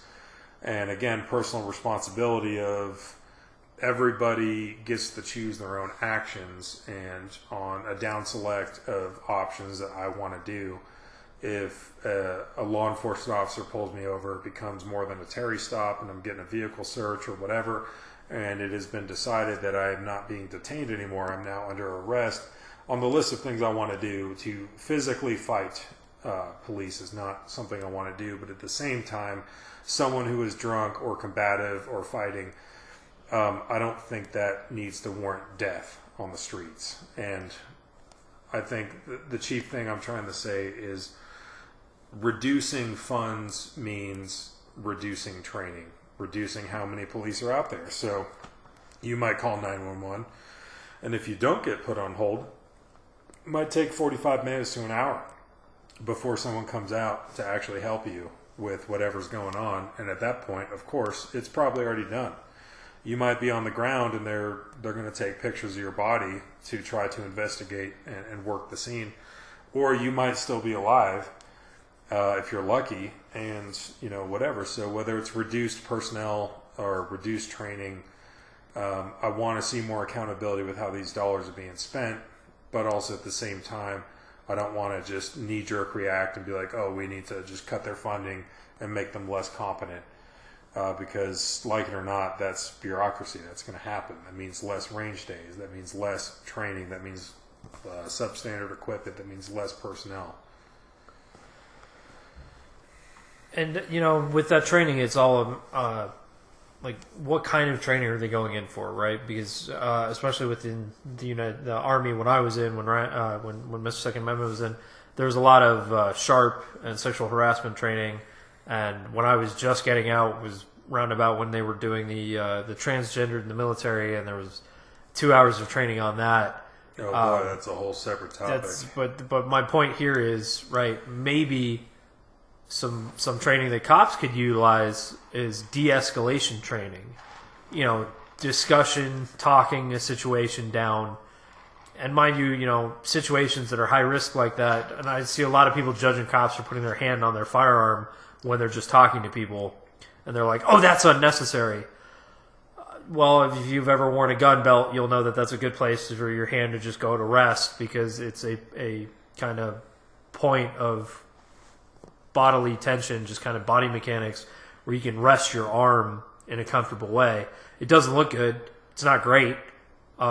But, you know, it's kind of a picked up habit that you have, and it's a natural rest point. Well, I think it also it pre-stages what could happen. I mean, I think back to especially Afghanistan with the escalation of force procedures that we had to comply with, absolutely had to do, and then the rules of engagement that would follow. And then, at least in Army terms, the 15-6 or the investigation that inevitably 100% of the time would happen after any kind of shoot or any kind of combat action. Any time rounds were fired, and even sometimes when rounds were not fired, depending on what was going on the roads and through the villages and everything. Anything we did, at least as a gunner, dismounted T-40 or up in the turret with a machine gun, trying to protect dismounted personnel, you know, looking at an IED up ahead or suspected IED or talking with village elders or whatever. I always, 100% of the time, I always felt accountable for any rounds that I was going to send downrange or any actions that I took or did not take in accordance with procedure. And so almost like personal responsibility took a major toll in what you were doing. Yeah, there was, I think, the number one thing, especially for my first deployment in Afghanistan, the number one thing was accountability. That we are all responsible for everything that we do. And even though, you know, these are not our people, it's not our country, they don't speak our language, we still have ways of policing ourselves, and you absolutely will be held accountable if you breach escalation of force or rules of engagement.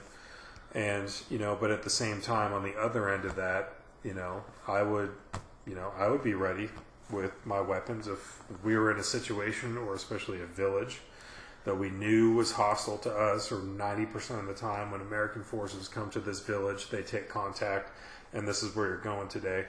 Like, yeah, we would have weapons and things ready, and, you know, we would not care about what people thought if we were ready to go.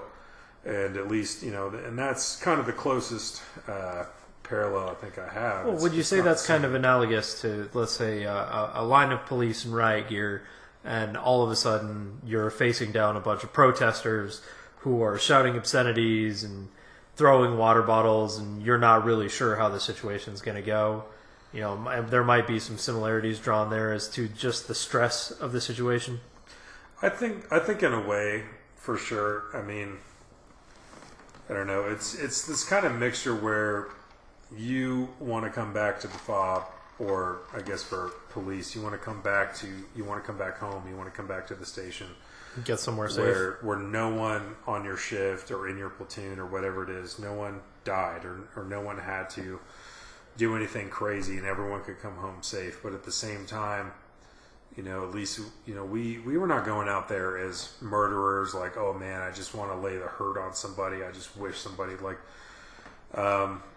we were there to do a job, but at the same time, we wanted everyone to come back safe, and we would do things to ensure that people could come back safe. And I can understand it if, you know, you have a protest on a street, let's say 80 to 90% of the people there just want to peacefully, you know, make their voice heard. They're not interested in violence.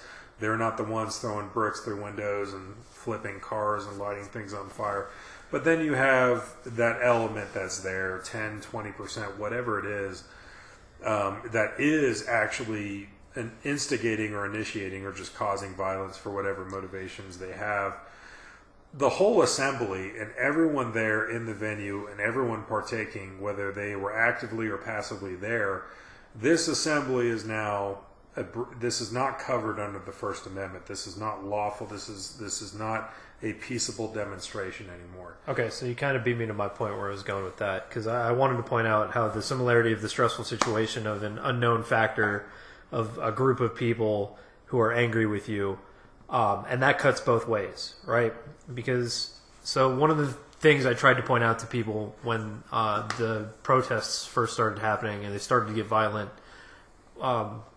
one of the things that I did while I was in the Army is I was in Hohenfels, Germany at the Op 4 unit, and one of the rotations that we would do, a couple of rotations every year, is we would do a K4 rotation, which is essentially riot training, where we, the American soldiers, would participate as rioters for foreign nationals, and in some cases National Guard soldiers would fly out to Germany, and they would practice their crowd control and their riot control procedures.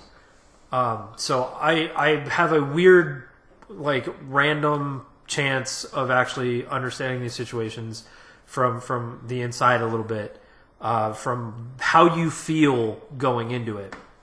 And there was one time where I think, don't quote me on this, I think it was the Czechoslovakians that were there with us, and this was right before Russia invaded, and they were having their little problem with Crimea. But right before that happened, the Czechs came out to Hohenfels, and they were doing training, and we were doing a K4 rotation, and my company was there as rioters, and the fact that we were just Americans, and just knowing that we were rowdy, and just that we were Americans, scared these soldiers, professional soldiers, so bad that they took spent 5.56 casings, brass casings, and they put them underneath the rubber in between the padding on the baton and the plastic of the baton in order to make them more effective and more violent against us, which we did not find out until they started hitting us with them.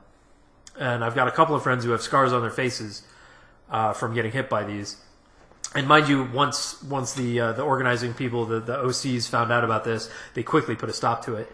But my point there is, psychologically, you have people who are wearing body armor, they have face masks, they have shields, they have batons, and they are facing off against a group of individuals who are wearing clothes, just wearing clothes. And they felt so scared for their own personal safety in a controlled and organized environment where there were literally referees to keep things from getting out of hand. They were so scared that they felt that they had to take extra steps. And now you apply that to a real-world situation where there are no referees, there are no clear-cut teams, you don't know what's going to happen, there is no one who's just going to blow a whistle and all of a sudden everything just stops, right? There is no one to protect the protesters, there is no one to protect the riot controllers. You look at that situation, psychologically what's happening on both sides, and you just amplify that fear from both sides. Yeah, I think that's a real thing. It just jogs some memories of when we had a C-130 that went down on our airstrip in Afghanistan, and that night we were the QRF platoon for the FOB, and it was like all bets are off. Like, we don't know what happened, if it was a mechanical failure, if the Taliban shot it down. If we don't know what it was, but like, we're going to secure the crash site and we're going to do what we got to do, and like, we're going to make this happen. And there was a lot of, and that was my first deployment. It was my second day in Afghanistan, or it was my second night. So I didn't know what to expect, and I was scared, and it definitely made me, make sure everything was tight and good to go, that we had extra batteries for the thermals, we had, extra cans in the truck for rounds, because we didn't know what was going to happen or how long this was going to be or what was going to go down. And, there's definitely there's a there, there's truth to both sides, not knowing how this movie is going to end, and not wanting things to get worse, but not knowing if they have any control over it, if it is going to get worse or not. And, I think people detracting our conversation, I think, would say, well, what about, the use of CS gas or rubber bullets or pepper paintballs or, beanbag rounds, all this stuff. Escalation of force. And that's the thing, is escalation of force. But at the same time, if there is an assembly where there is clear violence and there are blocks that are burned down, cars that are flipped, people who are actually injured, and it's just, at this point, it's turned into a mob. And obviously we can't let this go down and burn down the entire city. Obviously, this as a whole is not protected under the First Amendment. Personal responsibility, right? Especially in this situation. Like I said, being in Germany, having done this training, if you are the cops, the police, the riot control people, you have a personal responsibility to read the situation as it happens. If you are a protester, and I really can't hit on this hard enough, if you're just protesting, if you're there to peacefully protest and to make your opinion heard and to support the cause, you are obligated to protect yourself, that once this situation escalates and no longer becomes a peaceful protest, to remove yourself. I saw a bunch of people getting outraged that there were children at these protests getting maced. If you're a parent, you're responsible for those kids. If things start to get out of hand, by God, get your kids out of there. Don't let the cops get close enough to mace your child. That's just completely irresponsible. And in the same vein, if you're the cop and you got the mace, I get it. Tunnel vision happens. I've been there in training. It's literally happened to me where, like, all of a sudden my world is just literally 5 feet in front of me, 40 feet out, and that's it. I've been there. But you got to try and maintain that situational awareness before you get to that point. If you're looking at the crowd and you're like, oh, there's a couple of little kids there, maybe lock that information away. But back to my point of the protester, okay? Because here's the thing. The group of individuals that get to determine once this becomes an unlawful protest, it's not you, the protester. You don't get to make that decision. That's above you.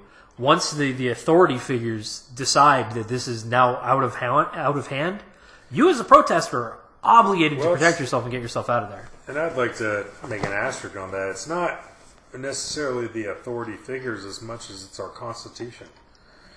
That if things become violent, and this is not a simple matter of the entire crowd is just trying to have a peaceful conversation about what's going on and voice their opinions, but a portion of that crowd is starting to light things on fire and cause harm to people or property and damage things and burn things, then there is some personal responsibility there, where maybe you are totally not there for the violence. You're just there to voice your opinion. But if you realize this entire gaggle has become deemed, this is not a peaceful protest. This is not a peaceful assembly anymore.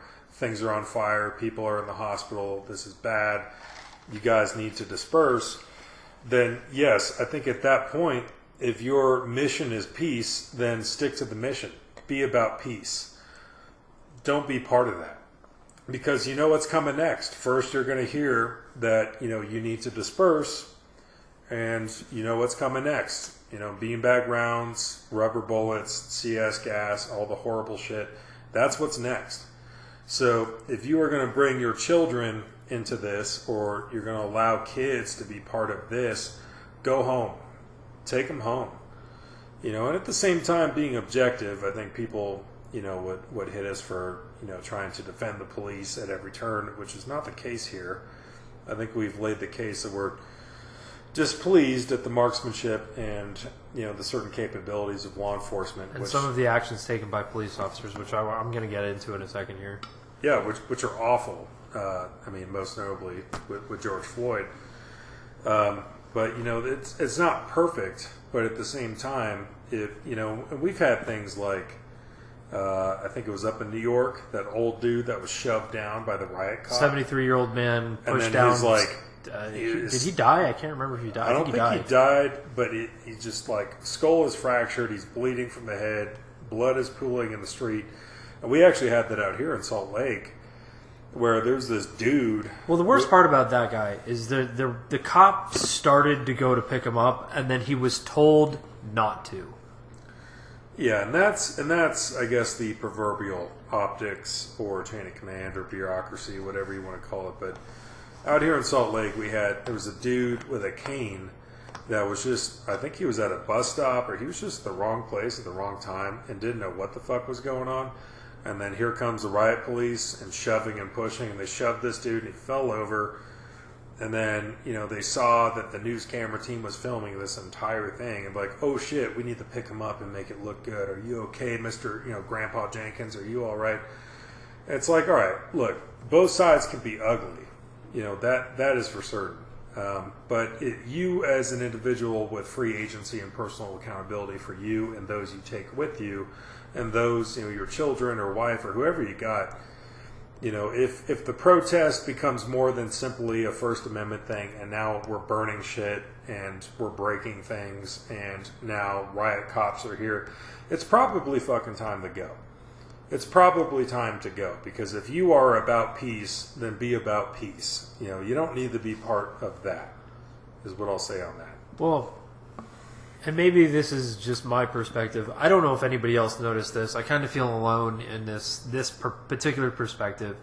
But there's a video, and I don't remember if it was in Minneapolis, but it's at one of the riots where the protesters are literally about 15, 20 feet away from the riot cops. They're not being violent. They're not throwing anything. And one of the cops picks up a launcher. I believe it was a smoke grenade launcher. He aims it and he fires and he hits a gentleman in the face. He hits one of the protesters in the face with it looked like a 40 mic launcher, or a 40 millimeter launcher. For those of you who not using military parlance. First off, those projectiles don't really kick off or arm for 13 to 14 meters. Well, that's HEDP. That's like the high explosive shit. Even the smoke doesn't kick off a little fast that. But my point being, these people weren't doing anything wrong, and you've got this video of this officer who's literally looks like just out of malice shooting this dude in the face. But my perspective is that this is a protest that elsewhere has probably gotten violent, it's probably gotten rowdy, and the cops, all being on one communication network and being able to quickly communicate to each other, have now disseminated the information that this is no longer a peaceful protest and that they are now allowed to escalate. They're not taking into account the fact that it hasn't gotten violent here. They're now just as one whole homogenous unit escalating themselves, because at one point it is escalated, and the rioters, who are not necessarily communicating with each other, don't know that. So it was an atrocity what this officer did. I have people who say, oh, he's never going to be charged. He's never going to be convicted of doing that, which I think is blatantly false. There's video of it. They know what street it was on. The guy who got hit in the face knows it happened to him. The cops know who was there. Somebody is going to get in trouble for that. I can almost guarantee that. Because if it's anything we've learned about this whole situation, people are going to be held accountable for their actions. But once more, not everybody can guarantee that, and that's at least the devil's advocate argument that I give to my really lefty friends of like, hey, you want the cops to have the ARs and the guns, you don't want us to have that, but not every American in your argument can guarantee that they're going to get the equal treatment and that anyone's going to care. And they want to have the means to simply defend themselves and their rights, their people, their family. But getting back to at least, I didn't want to cut you off if you had more on that. Let me end my point. My point there was, just because you're there to be a peaceful protester doesn't mean that the people around you are there to be peaceful protesters. And if you are in that situation where, oh my God, someone just got hit in the face with a tear gas canister, you have a couple of options. you can go above and beyond your personal responsibility and try to assist that person and get them out of there and help them with their obligation to remove themselves.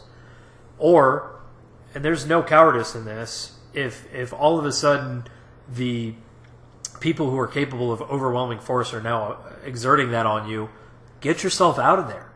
Remove yourself from that situation. Just try to extricate yourself from as bad a position as possible and just protect yourself. What else do we have still on the list? All right, so Let's go ahead and see what we still have to stay on target. We've pretty much hit most of the CHAZ chop. The next thing on here is DHS. Yeah, that's an interesting one. I was thinking back to what you were saying about Hong Kong and everything else, and I'm sure our detractors or people that want to be objective would want to mention this. So we're going to talk about it. But what's going on?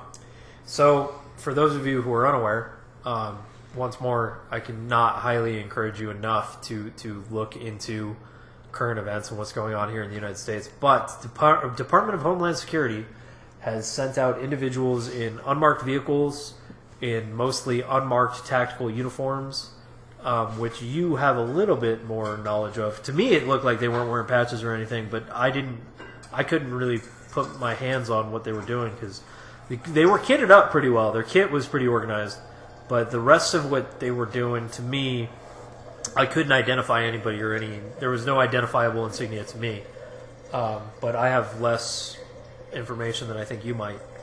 Yeah. So what I saw, at least to me, immediately stood out for two reasons. So one, when we were working with Customs and Border Protection and DHS down in El Paso, we also worked with BORTAC a lot, and I could see the patches and roster numbers and everything. So to me, just at face value, I'm like, wow, that looks like, BORTAC guys. But secondly, also just looking at their kit, it actually looked like their equipment was set up properly, or at least made sense, where their, plate carriers and magazine pouches, everything was fitted to their bodies, and it actually made sense, which I don't see a lot with some of the pictures that we've seen at, I guess with the Boogie Boys or, whoever else, just throwing on whatever rack they got and just kind of whatever. Well, let's go back a little bit. Let's kind of explain what we're talking about. So, in several cities throughout the United States, where local governments have kind of just told their police officers to stand down and not really engage and kind of back off, Department of Homeland Security has sent in officials, and you can actually see some congressional hearings, some committee meetings about this. But DHS has been sent in to kind of augment and reestablish rule of law in these places that have gotten really, and for the first time on this, crazy with the cheese whiz. Yeah. Although I think Ryan said that before, but it's getting time. Is it? But some of these places are just getting crazy with the cheese whiz. So DHS has kind of been going in literally on the down low in mostly unmarked vehicles. They're scooping people up and detaining and or arresting them if they already have a charge. And I've heard several accounts and cases where they're taking them from where they're getting picked up. If they don't have a charge, they're detaining them. They're taking them to a courthouse. They're seeing if there's anything that they should be charged with, or if they have any outstanding warrants, or if they're just nobodies. And if there's nothing wrong, they've been letting these people go. Letting them go, but apparently with the orders under penalty of being imprisoned or fined, that they cannot partake in the protests anymore. Apparently, I saw that today. But at least the tactics, if I was trying to be objective, and I have some understanding where, this feels like a lot like Robin Sage, like grabbing a dude at an ATM. He's isolated, he's not with his boys, but he's a high value target that we have information on, so we're going to grab him while he's using an ATM and throw him in the back of the truck and drive away, kind of stuff. And if you have a situation where, it is not good to be driving around in a marked police vehicle that is probably going to get overturned and lit on fire and rocks thrown at it and everything, then, this is coin operations, at least in the Army world, where, you're going to show up looking like everyone else, maybe chanting their slogans and everything else just to make it through and blend in and not make a scene, not stick out, just kind of be that gray man vehicle that's going to roll in. And, maybe you have someone through ISR or drones or surveillance, you saw this person throw, a Molotov cocktail into a business and that lit a couple buildings and structures on fire. So you are interested in this person, or maybe this person was seen up there encouraging violence, advocating for violence, and killing cops or something horrible. So this person, and through modern technology, ISR, everything else, you're tracking this individual, and you've watched every step they've taken, and you've just kept a tracker on them 100% of the time. And you have legitimate crimes, or at least, there's some kind of warrant, probable cause or warrant, or something signed by a judge like, hey, 3 hours ago, we've kept our eyes on this single person the entire time. They have organized this, they have done that, they threw a brick through this window, they did this or that, and we have legitimate reasons to believe that this person is one of the agitators that's causing the violence and making this stuff turn into violence as opposed to remaining a peaceful protest. And we would like to arraign or at least present charges on this person for what we have them on camera doing 3 hours ago. But the problem is we can't just roll in there in marked police cars and this person's going to disappear into the night and whatever. And we want to stop this and let the peaceful protesters just let their voices be heard. But we want to, detain and or arrest this person depending on what they did, or at least question this person. And we can't do it with the conventional means that we're all used to. So we need to roll in with an unmarked vehicle that can blend in, and we need to detain this person. Or depending on, legally how we want to define it, but also objectively how we want to look at it, arrest or detain this person, take them away to go see a judge and play the tape and show what they did and, have some kind of arraignment or at least presentation of charges or ask some questions. But we can't do it in a way that's going to facilitate, officer safety. So this is what we're doing. At least from that side, I can see that. And then, from the other side, I can see, you have random guys in uniforms that most civilians are not going to be able to look at with a keen eye and understand what's going on. So you have random guys in tactical gear with stuff that are throwing somebody in a van, and that van is going somewhere, and that person is gone, and we don't know what's happening to that person. And one way, depending on how you want to define it or talk about it, that is a strategic hit on people they have enough legitimate evidence on to detain or arrest or at least ask questions to. Another way you could look at that as, some East German stuff or communist or Gestapo stuff of just throwing people in vans, driving them somewhere, never to be seen again. And who knows what happens to that person. Some KGB kind of thing. Yeah. A question I've gotten a lot, including from my own dad, was, well, do you support them doing this? And to be perfectly frank, as long as their Sixth Amendment is not being violated, and because, I've been arrested, my dad never has, been detained. There's a huge difference between being detained and being charged with a crime and arrested. So, on the one hand, yeah, okay, they're throwing people in a van, they're putting them in handcuffs, and they're taking them to a courthouse, and then if they don't have anything, they're letting them go. Is that wrong? that's kind of a gray area. Has their Sixth Amendment really been violated? No, they haven't been charged with anything. And it's been, put to me, well, does this count as kidnapping? They kidnapped these people. And it's like, well, no, because they're not keeping them permanently without question. There is an end time to when this is going to no longer be in effect. So it's not really the government kidnapping people. This is not the KGB in East Germany stopping people from trying to jump the wall.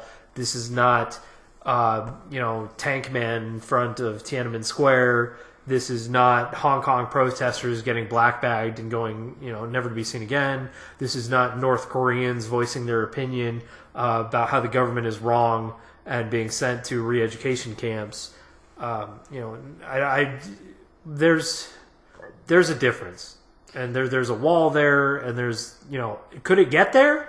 I'm not saying it won't. I'm saying the founding fathers are pretty fucking smart to put a First and Second Amendment there. You might want to rely on that, fall back to that as a base to go back to. So my question, I guess, trying to be devil's advocate here, what would you say to people who would say, well, if you have some randos that you cannot identify, you don't know who they are, and they're trying to, restrain you, throw you in a van, and take you away. You don't know who's driving the van. You don't know where it's going. You don't know what any of this is about. You don't know who these people are. Would it be reasonable to defend yourself from being essentially kidnapped? What would you say to someone who has that kind of argument? Well, one, I think all night I've been advocating for personal responsibility. So if an unknown force is trying to abscond with you, yes, you have an obligation to yourself to protect your own life. But if the second you get in the van, which none of us can really speak to this because none of us have been the ones in the van, if they immediately start Mirandizing you or telling you where you're going, I think that paints an entirely different picture.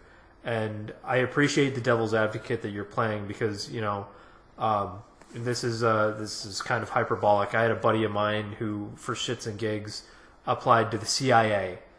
And this was around about the same time he was applying for LAPD. They called him and told him to come back down to downtown LA to Metro for another interview or whatever. And as he was walking into Metro, they black bagged him and put him in a van. And he was in there with a bunch of other potentials. And mind you, like I said, I can't confirm this. This is a story a friend of mine told. I don't know if this is true. But if it is, it's like, well, he told me in the moment, like 1 minute a guy was walking towards him and the next minute he was zip cuffed and being escorted to a van. So, yeah, defend yourself if you can. But the situational awareness and the cognizance that you need in order to protect yourself against something like this is pretty high. And that's one of the things. One, it's not like this is an unknown quantity. We know now that this is DHS doing it. We know what their mission statement is. We know they're releasing people that they don't have anything on. But at the same time, if you find yourself in that moment and you have the opportunity to fight off your attackers, absolutely do it. Yeah, and I guess being historically objectionist, whether it's King George, taking people and putting them on prison ships for detainment or whatever it is for any stretch of time, and also looking at the other side of, hey, you have someone where there is enough of a case or probable cause that you absolutely critically need to detain or arrest or question this person for things that you have seen or know that they have done or do, but it's not viable for you to go in conventionally. I guess this might even move into like no-knock raids of we need to strike in this manner to try to protect ourselves. And I really don't want to equate those two because I would say that this is closer to what the ATF could have done with David Koresh, who consistently found himself in town in Carmel And instead, they tried to do a siege, and the FBI attempted a siege, and that whole thing just kind of went sideways. I was thinking about that earlier when you were talking, and I was reflecting on that, and I was thinking, they could have balled him up just in town by himself, just like we used to do. But it's not. Maybe there's not a proper parallel here, but I can see, in a way, I can see both sides. But I think the bottom line, I think we could all, or at least hopefully, agree on is we don't want to see people being thrown in vans, taken to whatever in this country. That's not what we want to see. And if I was defending this, so yeah, for officer safety and everything, this is kind of this is the tactics that are being rolled out to make this happen, to produce the least or no bloodshed. And if I was being, very objective on this, I would say that this is not how things should be done, and it should be with clearly uniformed and marked police officers going in a police car, and everybody gets to know what this is about, as opposed to putting people in vans. And I agree. I think that's that is how it should be. Right. I agree. But we find ourselves kind of in an extenuating circumstances in this particular point and juncture in time. Yeah, and that moves into chiefly, Article 2 of the Constitution. Like, I guess the elephant in the room for some listening is, the executive powers, and the president has, ordered that. He's declaring martial law. Well, he's at least at a minimum ordered, hey, if you guys can't keep your own cities under control, then I'm going to send in federal agents to do the things that need to be done to restore peace. And I guess I'm just wondering if it's a DHS thing or if it's a executive thing as much. Which, and to kind of elaborate and expand on that, is it Donald Trump telling DHS, hey, I want you guys to do X, Y, and Z? Or is it Donald Trump saying, hey, we need to accomplish A, what can you do for me? Or can you do A for me? And DHS going, yes, we can, and then executing X, Y, and Z. I just want to throw that potential idea out there as what could be happening, because, I'm not in DC right now. Nobody lets me in on the cabinet meetings. I'm not privy to that kind of information. Be neat if I was, though. But all of this is just hypothetical, and us just kind of spitballing here, trying to make sense of a world that's kind of gone topsy-turvy over the last 7 months. I think that's the chief motivation, trying to make sense of what is going on, because I think anybody listening, whether they're super left or right or whatever, none of us want to see people, at least I don't want to see in my own country, people thrown in vans, unmarked cars or whatever, taken to wherever for whatever purposes. But I can at least I can have some understanding as to why that kind of strategy or those kind of TTPs would show up if they need to make an urgent arrest, but they're not able to do it conventionally, and we're beyond the Barney Fife cop in Mayberry with a revolver just talking to people, and it's not that kind of situation in terms of use of force and the threat dynamic that exists out there, that they are far beyond that they need to use other methods. But then again, I think nobody should look at that and be happy, is kind of what I'm thinking on that, because I'm not. Well, I absolutely agree. Whether or not this is Donald Trump or just DHS being like, hey, let's go do this thing, probably not the right answer. Probably not. But in that same vein, and literally playing devil's advocate against all sides, because, once more, my platoon sergeant, have a solution if you're going to have a problem. Probably let the local cops do their jobs, and just kind of bring order to their local areas. And well, then we encounter the original problem where, maybe the cops do want to help and do want to ensure peace. But people have lost faith in them. that, and also, local leadership has told them to stand down.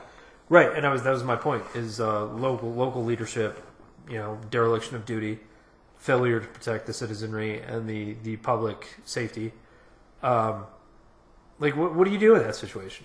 Like, as a leader, what do? You just kind of sit back and be like, well, that's what you wanted, so that's what you got? Yeah, there's part of me wondering if the CHAZ or the CHOP was gonna. I mean, if it was gonna be that kind of, I guess, communist would be a stretch, but if it was gonna be that kind of dynamic, I knew it wasn't gonna last for long. But in a way, part of me was like, they are that progressive enough that maybe they'll just let it be its own thing, and this will last for 10 to 20 years, and it'll always be that weird spot of Seattle that'll just be there. And that's exactly how I felt about it until 3 days later when they ran out of food. Yeah. And it was like, how do you run out of food in 3 days? Yeah. And then the pictures of their garden where the homeless guy started trying to fight people in their garden, which was literally topsoil poured on cardboard. And once more, I swear I'm not making that up. You can look up the pictures. There was a homeless guy who was literally trying to fight people over where they were attempting to grow vegetables. The CHOP is a weird place. I don't understand it. It's almost like that whole aversion in nature thing with Ralph Waldo Emerson and St. Augustine, all the age-old and recent thinkers. We're talking about being in nature and having to just you are on your own, and maybe we're better if we band together. Maybe, as our founding fathers would say, in a limited sense from a central authority. Maybe some of that actually made some sense at some point. I don't know. And not to advocate for violence, but this is not like, but I'm advocating for violence. I have had several discussions with some veteran friends who were of the same opinion that perhaps if the police are going to be ordered to stand down, the citizenry of Seattle should have utilized their constitutional rights to retake their own city, which I think at that point they would have been more than justified in doing, which would have created some really weird legal problems. Yeah, I guess potentially they could have. I mean, and I heard people talking about, there's Fort Lewis out there, and you got all kinds of. Oh God, yeah, people wanting to just roll the military in there. Yeah, and I was hard knowing on that. Yeah, I was a very hard no on that, because look, the civilian leadership and the elected leadership of Seattle, they've made their bed. They should get to lie in it, and if these are the decisions that they have made, then they get to they've played the stupid games. They get to win the stupid prizes, and it's up to them to unfuck this. I don't want another Waco or Ruby Ridge or some kind of operation where the military is finally called in to solve it, or even the National Guard. Yeah, you and I discussed that, and just like you never at any point. And I had active duty friends of mine who were like, "Yeah, send us in." And I had to argue with them. It was like, at no point do you want to deploy active duty military on American domestic soil. You just don't want to do that. No, we, and that just makes me think of going to the border for the border mission, and as a brigade combat team of infantrymen, and we also had Cav Scouts and artillery and everything. Is like, our job is to destroy and kill and win on the battlefield. Like, our job is not to be the police. Like, that's not what you want, at least in our own country in peacetime, when there's not an entire battlefield and we're waging war. That's not what you want on our own soil. So, the people of Seattle, the council and the elected officials, telling the police to stand down, and that's the bed that they made. Well, it's up to them to unfuck their own mess, because don't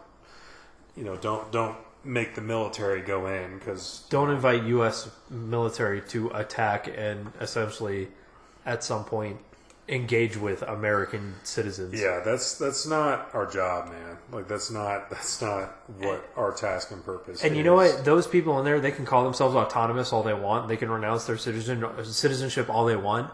But at this point, after Seattle PD's already rolled back through there and has retaken the majority of it, you're still an American citizen. Sorry, guys. You're not. This isn't some actual communist plot that you actually got to work. Not going to happen. Sorry that like your little dream of what it was going to finally be like that's like came crashing down on you. And since you had to beg for food from the United States with no real trade plan, even though you were technically a foreign agency at that point. All right, guys. So at this point, Range Chris and I have listened to everything you just heard. And after, in post-production, we listened to it. We just have some final thoughts that each of us kind of wanted to add. And that's going to conclude the Shotgun Blast, I guess, part 1. The next one, which is going to immediately follow this within a day or two, is going to be talking about first-time gun purchases and buying guns for the first time and the run on guns and ammo and everything that we've been experiencing, because that is part of this, but we both think it really deserves its own almanac or Shotgun Blast at this point. So Chris, why don't you go ahead, take it away. Both of us have kind of added a couple points here that we wanted to talk about. Yeah, so for final thoughts, one of the things that I said that was I felt was kind of not super expanded upon and kind of controversial was when I said that the two obligations you have as a citizen are to pay your taxes and to vote. And I want to elaborate on that a little bit. It's your obligation to do those two things because you have these guaranteed rights. You have these rights. You don't have to do anything for them. You don't have to put any work in. You're born, you come to this country, you get these rights. And there's a lot of people out there who are trying to guarantee these rights for people who are not even American citizens by law or by whatever, conflated arbitrary rulings that we have right now. But if you are a citizen, if you believe in this country, you are patriotic, you are thankful for these rights that you have. Sure, you could be like this spoiled child of a first world nation and be like, ha ha ha, I have all these things, and you don't have them where you're from. But you could also engage yourself and participate in the system and give back to it and be a contributing factor, which I think makes you more of an asset than just someone who is capable of utilizing something provided to you. You get all of these great things that are guaranteed to you by your government, and the least you can do is give back in some small way that may help your community, help your county, help your city, help your state, or help your country as a whole, is what I'm trying to get at.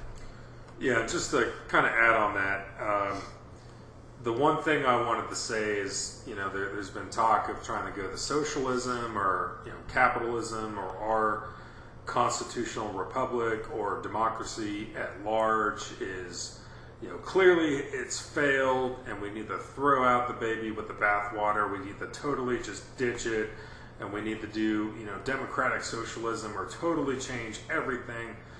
And, kind of riding on that point, it's, if you're just going to make some signs and posters and you're going to be mad about something and you're going to be in the streets and go home and that's kind of it, and you're not voting, you're not petitioning your elected representatives, you're not making the crazy phone calls and letters and everything that I do, and you're not going out there to actually participate in our constitutional republic, and you're not playing into the system, you're not being a part of it, you're not actually doing anything, exercising any of your rights besides getting angry in the streets with a poster, and you're not doing any of that, and then you say, oh, it's just we've tried everything and we just need to throw it out and do socialism or some kind of other governance construct. We need to do something totally else. This is a referendum on capitalism and a constitutional republic or democracy at large.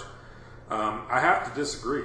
It's like taking not even hardly half a bite of an entire meal and saying the entire meal is absolutely horrible. We need to throw it out and just cook something else. It's like you haven't even yet begun to participate take part in it and actually, make some, put some fucking effort into our country and the things that we've done. And if you're not out there making it happen, utilizing the soapbox, the ballot box, the jury box, the voting box, and hopefully we don't have to come to the cartridge box. But if you're not out there using all those Frederick Douglass boxes, and you're not out there participating and engaging and actually being part of this and trying to make positive and effectual change, then I'm not down with you saying it all needs to go. I want to hear that from someone who actually gave a damn and who actually gave everything and actually exhausted everything, much like our founding fathers that tried everything they had available before they decided, this separation was required, or to reject what they had and try to create something better. Or at least put something in before you start bitching about it like it failed and somehow, it's not your fault because you didn't contribute. Yeah, at least put some skin in the game, or at least in this case, we're just asking for effort, like max effort on all fronts possible before you just, turn around and say, oh, we need to go to democratic socialism, we need to do this, we need to throw out everything and start over. Unacceptable. I find that unacceptable. Like when your brakes wear out on your car, you don't just throw out your car and go buy a new car. You fix the problem. So just because the system isn't currently all rainbows, puppy dogs, and kittens doesn't mean you just completely change to something else.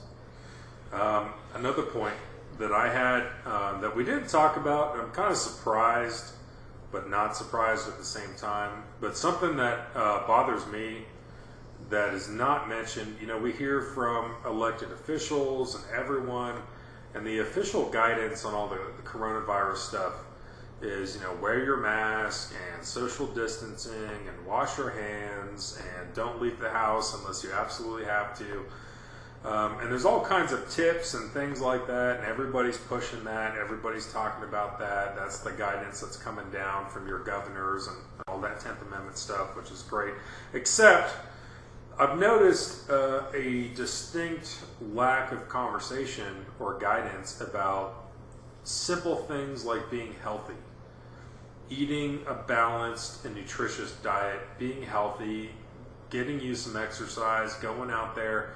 Whether it's a disease or an injury, you stand a better chance at surviving that thing if you already started that thing in a healthy, physically fit, ready to go kind of status, and then you get sick or you get injured. You stand a better chance of recovery and survival if you already started that thing off on the right foot.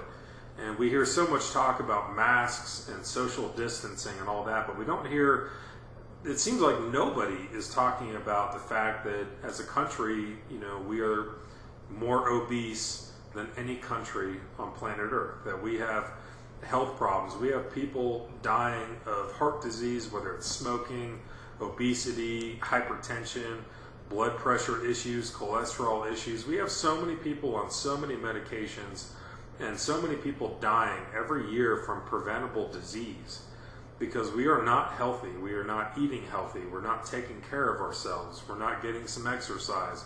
We are just overall, at least as a mean normative average, we're not healthy. And one thing I think that can help is, do the masks, do the social distancing, wash your hands, all that stuff. But I'm just kind of blown away that nobody in a position of authority, or power is talking about be healthy. We need to put away the fast food and stop just cramming everything into our mouth and stop just sitting on the couch all day. We got to get out there. We got to exercise. We got to eat right. We got to take care of our bodies. And it's maybe you cannot prevent the fact that you catch this, coronavirus or COVID-19 or get injured in a car accident, whatever. But if you already start that situation in a very healthy, positive, physical state, your chances of individual survival, and actually recovering from that, that are huge compared to if you're 500 pounds and completely overweight and your arteries are clogged and then you catch this thing and you're having problems, sleeping at night, you can't even make it, and you catch this thing, you're done, and you didn't have to be. It's like I'm just kind of surprised that nobody's talking about that. Very few people. So. Well, it's also, one, if you're healthy and you have a strong immune system, you're less likely to get COVID or any, easily communicable disease. Your body's going to be able to fight it better. And if your body is able to fight it better, you are, in some regards, slightly more capable of not passing that on to other people. And like Ryan said, if you get in a car accident, you're already mostly healthy, your body's going to be that much faster to recover because it's not already diverting resources within its system in order to combat the problems that you have. Your system's already going to be running at peak capacity. This is something that one of our favorite podcasters has harped on and talked about is just physical fitness. Everyone wants to talk about fat shaming, and the problem with PC culture is that it's kind of backed us into a culture of people who can't tell someone else that they have something is wrong with them, which is weird because when I was growing up in the 90s, the whole anti-smoking campaign was so big, and I in LA in the 90s, I went from a period in time where my parents could smoke indoors in restaurants to the point where there was outdoor smoking areas, to the point where now there's really no smoking anywhere, unless you're outside of the business. Well, that's the thing is, like, you and I both grew up on, Nancy Reagan's DARE program and going to a restaurant. Do you guys want the smoking or non-smoking section? And, I had to lose. There was a time in my life where I let everything go, man. And like the heaviest that I knew that I was on a scale was 340 pounds. And so I've been super heavy, and I had to lose 100 pounds of weight to join the Army. And there was also a time, especially after Iraq, after my second deployment, where I was doing like a pack and a half of cigarettes a day. Back when I was a smoker. And between smoking heavily and being obviously overweight and unhealthy in a different way, I've had different times in my life where, people would walk up to me and say, oh, smoking's a nasty habit that's so unhealthy, it's wasting money, what are you doing? You're shortening your life, this is awful. And they were correct. And, it was just right up front in my face, but I would have family, friends, I would have strangers come up. And I was minding my own business. They didn't have to breathe in any smoke, and they would just say it. It's like, but when I was obese, when I was heavy, dude, it was like nobody ever came up and said anything to me. And I don't know, like you were saying earlier, if we're afraid of fat shaming, or if we're in some kind of PC culture environment where we can't talk to people like, hey man, you're 340 pounds and I'm worried about your health. I don't want to be a dick. I'm just trying to see if I can help you, man. But this, is there anything I can do? What do we need to do? I just wish that was something we could confront. And I don't know if that has an element to this. All I got to say is I'm just kind of blown away that we're talking about masks and 6 feet of distance everywhere we go. And just public health in general, really. And public health in general, but we're not talking about the physical fitness and overall physical health and nutrition and exercise component to this. That does matter a lot. Because if you're unhealthy, you're going to have a either compromised immune system or a weakened immune system. And if you go into public while you're unhealthy like this, that is going to affect you. And then just due to the web of contact you have with other people, your interactions are going to cause, spread that way. And it's just not good. And, it's not just like, we're slamming on fat people right now. It's just, if all you do is, if you're just a giant introvert and you just spend all your time eating Cheetos in your room, and you have the metabolism that just keeps you thin, that's not healthy either. It's not good for you. No, and then there's going to be that situation where you're going to end up somewhere and you're going to have that encounter with somebody, and like you're just gonna get hit hard by something, if not COVID-19, then something else. And just health is important, man. It just really is. Yeah, and it's like if you're just feeding your body garbage, maybe you have one of the super fast metabolisms that you still physically appear thin or in shape, and someone could look at you and think you're fine. But if all you're doing is just feeding your body garbage, and then all of a sudden, you get hit with something like COVID-19, that's whether it appears you're in shape or you're morbidly obese, whatever the situation is, like, I don't understand why we're not. It's like the biggest elephant in the room that nobody seems to want to talk about. I just don't understand why we don't, or why it's unacceptable that we can talk about some basic things as a matter of nutrition, exercise, and health that gives you the most, individual survivability for something to, whether it's an injury or disease. I just don't get it. I had one more point, unless you want to. So keep going. I'm gonna jump over to one thing real Sure. quick, especially with just the way everything is right now. It's been a while since we initially recorded this, but tensions are still high, guys. Everybody listening, either here or out of the States, wherever you may be, tensions are high. People are nervous. People get antsy when there are things like this going on globally, and just to once more, and I don't know about Ryan, but I'm going to frequently reference some of the other people that I enjoy watching and listening to, because I think they're, if not smart, they're wise. Some of the points they make are good, and some dad advice that gets out there is just remain calm, because in a panic, in a situation where things are just going south, if you panic, it just makes things worse. So try to remain calm. Try to be kind to people. Try to be understanding, and always try to work with people instead of against them. Even if in the moment your best interests aren't really what's getting served. Just try to be a good person. That doesn't mean just go out of your way to help other people all the time and just be altruistic as much as possible. No, don't do that.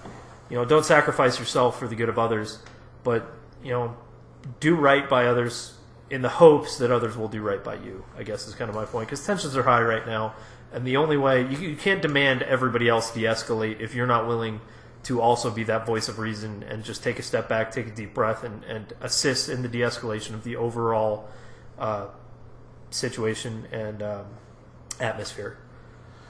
Yeah, the last point that I have that I didn't want to fail to mention, especially for you guys listening, is kind of the media influence on all this, and that could be probably its own separate almanac. But the bottom line is the way that traditional, if it bleeds, it reads kind of thing. If we can get a shot of the flames, and we can look at bleeding or bloody people going in an ambulance, this is what's going to sell. This is what's going to get all the hits and subscribers and people watching and all the views and everything. And I think one of the things that has really I guess blessed me in seeing what kind of country and what kind of people we have is going on road trips across the country, from Baltimore, Maryland to Los Angeles, from Utah to Louisiana, from Louisiana to New York,